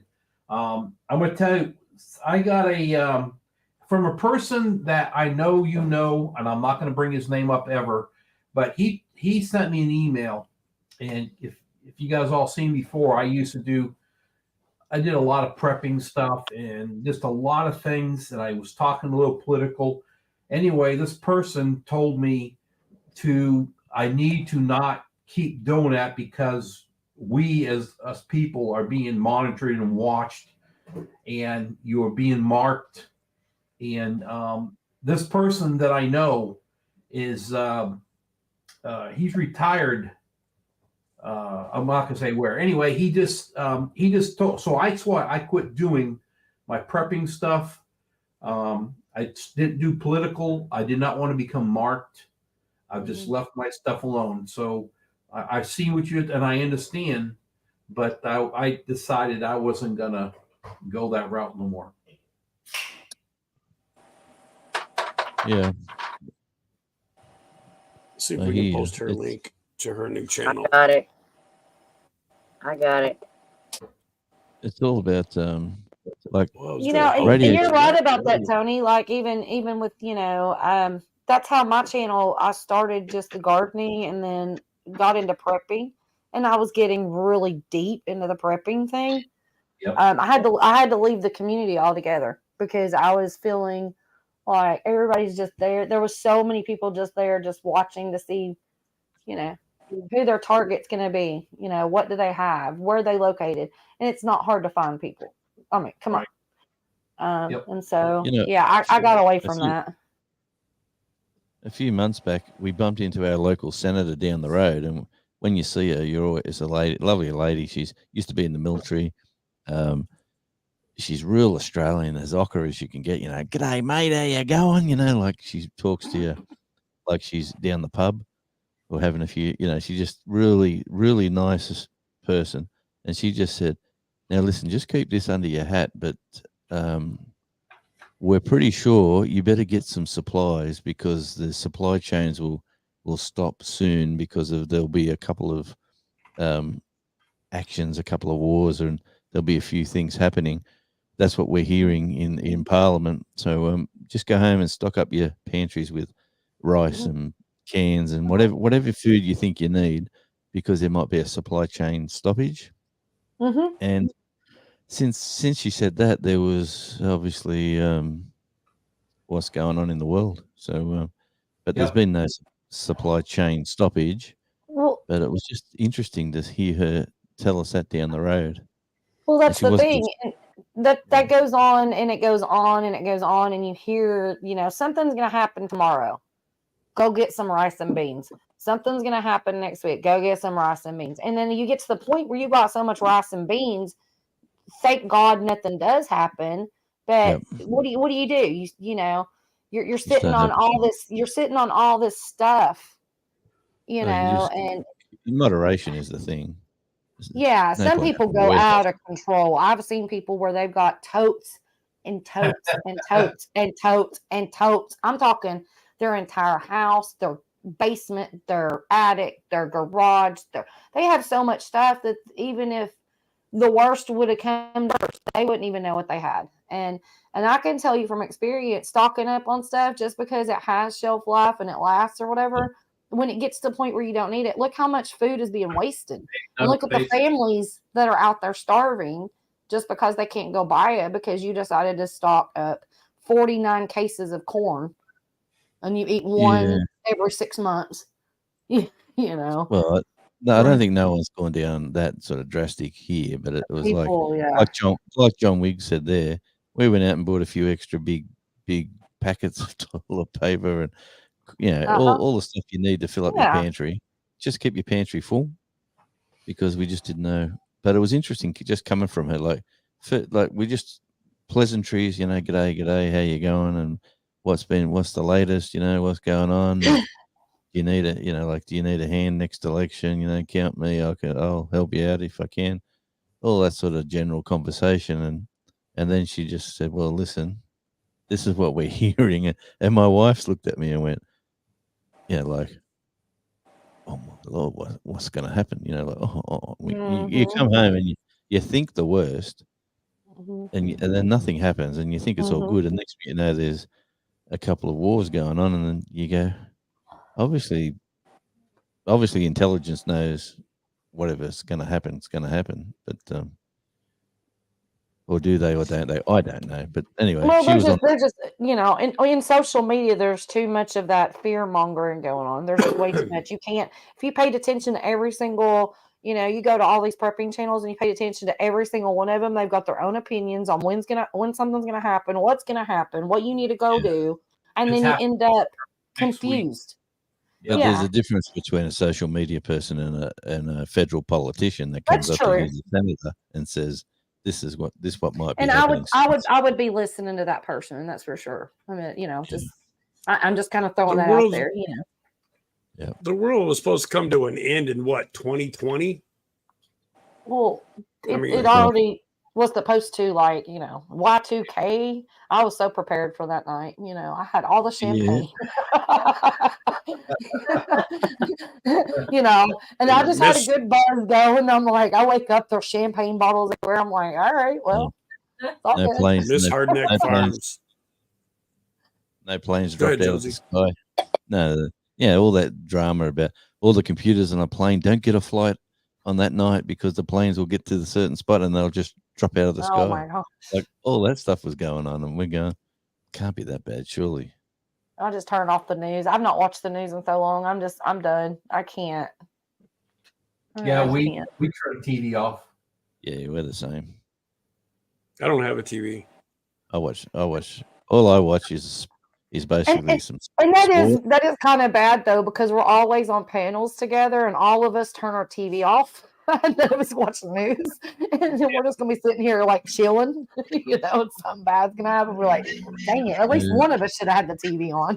Well, who listens to the radio is a great song by an artist, but yeah, who listens to the radio? Like I listen to a couple of different radio programs, and I sort of get my information from there. And plus, Exactly, Wendy. Exactly. Yeah, a real prepper suggests you pick up a few things, not go hoard the entire store. And I'm kind of glad that they put limits on things in the stores. I really am. Well, the Miss prices Hardneck Farms, you have 34 followers now. Where's the link for that? I couldn't see it. Welcome back, John. Yeah. Anyway, anyway, life's good. The sun's shining here today. Yeah, thank People God. are having a good time on a cruise ship. The weather's nice and warm. So, yeah. Life is good. Seeing John Wigg's thing about toilet paper. I don't know. One day I was doing a video about my home. Our home is spray foamed in the attic. And I was up in the attic and I was turning around showing with the camera, and it zoomed right on by some packages. And then my brother called me, goes, "What the heck's all that toilet paper?" I mean, I think you've got like 4 big things of them or something like that. But that's the only thing he's seen. What are you keeping all that up there for? So that's why I couldn't find toilet paper that week. Like, no, I'm kidding. I totally would stocked up on toilet paper at that time. The shelves were just bone dry. Like, it was crazy. Now you know who was buying it. I know, right? Hey, I know. He wants to hurry. Like I said earlier, I totally know who I'm calling if I need to barter some, like, you know, something. Yep. Like I was saying earlier, all of our neighbors they think the same way around here. And one of our neighbors, his house caught fire, and they're very big. Well, they used to be really big preppers. They've kind of calmed down about it, but everything they had in their house that was stored, they had a bedroom just full of this stuff. And anyway, they were moving it around, and they believed in bartering, and they had cases. Did I say cases? Cases of hard liquor for bartering that we moved. Wow. I could not believe what they had in there. Now, who knows what the price is? I just crazy. Yep. Thank God they live next door. Yeah. Right? Exactly. We'll change toilet paper for liquor. Exactly. Yep. They had a lot of stuff. I mean, it's amazing. Did it make your butt itch forever, John? Oh, wow. Yeah, no. No, why don't we I get you. We don't have insulation. We have spray foam. But yes. That would be bad if it got to the point where you're like, well, I'm about to take out this wall. I need that insulation. I got to poop. I ain't got no toilet paper. You know? You'd be like Ed with the hammer just taking the sheetrock out. Oh, I'm sorry. That's why, nice. you know what? Like, who here's been in Scouts? Anyone been in Scouts? In the movement? Like, you shake hands in Scouts with your left hand, not your right hand, because that all started when whoever it was that started the Scout movement was in Africa, And in Africa, talking to the local tribesmen, you didn't shake with the right because the left is for eating and the right is for cleaning. And that's how the Scout movement started. The left-handed, special handshake. That makes sense. Dog. Drag your butt on the carpet. Well, I hope you clean the carpets afterwards, John. Bit of boot scooting. Oh, floor like that dog. Oh my god. I can see it now. Yeah, there's a song there from a friend of mine who listens to the radio. He's about 72 or something, and he's put that song out. Oh, that's his old song from the 80s, but he's redone it and slowed it down.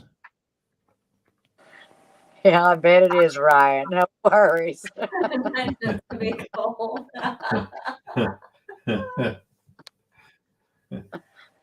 John said, "No, I just moved out." Yeah, new carpet. Yeah.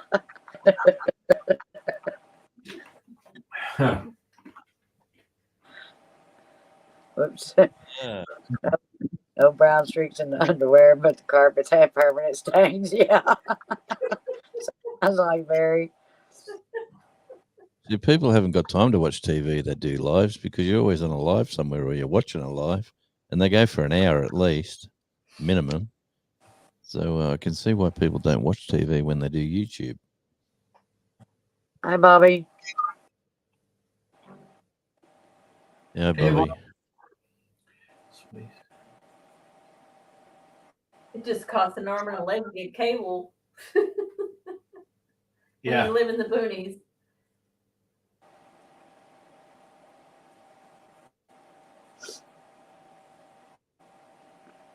Oh, mate, the old Facebook, that's past its use by date. All it is now is advertisements. We don't do Facebook, none of that stuff. No, I keep mine just to go to the memories because it keeps all your memories. Each day you can go back and save your stuff that was a memory from 9-10 years ago, like photos and little videos and yeah.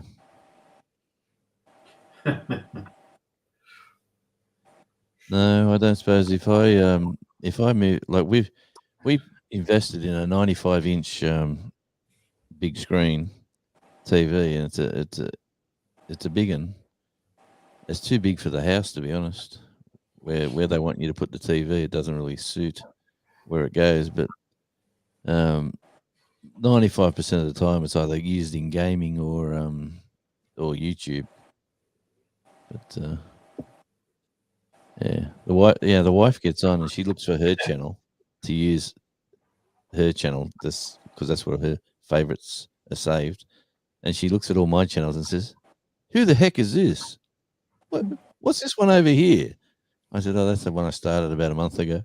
Well, what do you do with this one? And I said, "Don't worry about it. Just go play your games and watch your stuff." I'm trying to become an internet superstar by trying new things, but it ain't working. I quit trying. I just get videos, and that's all I'm doing. You know what? I'm enjoying it. Like, I had leg problems. I got circulation problems, and the doctor says you got to walk. So instead of like before, I couldn't walk. I had to have my legs up. I was in bed for 5 weeks, elevated and stuff. And now it's get out there and start moving around, fat boy sort of thing is what he said. Get out there and enjoy yourself and enjoy the countryside and go for a hike or all that sort of stuff. And I thought, you know what, I'm not even going to buy joggers or new boots or anything. I'm just going to walk on the sand and go down the beach. We're surrounded by beaches, and it's even harder to walk on beaches than it is on paths. So that's my new thing now. Going for a walk on a beach where it's not freezing cold like Ryan reckons it is. Yeah, y'all both have beautiful beaches where you're at. Yeah, well, he's surrounded by. No, it's just an everyday sight for y'all, but for us, it's not. Yeah, it reminds me of Arkansas, to be honest. Like when we went to Arkansas, with all the rivers and the countryside and the outdoorsy sort of things going on, it sort of reminded me of Tasmania, without the beach, obviously.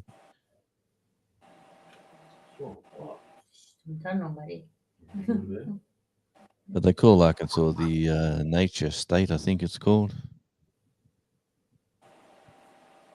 I think we're sort of similar here.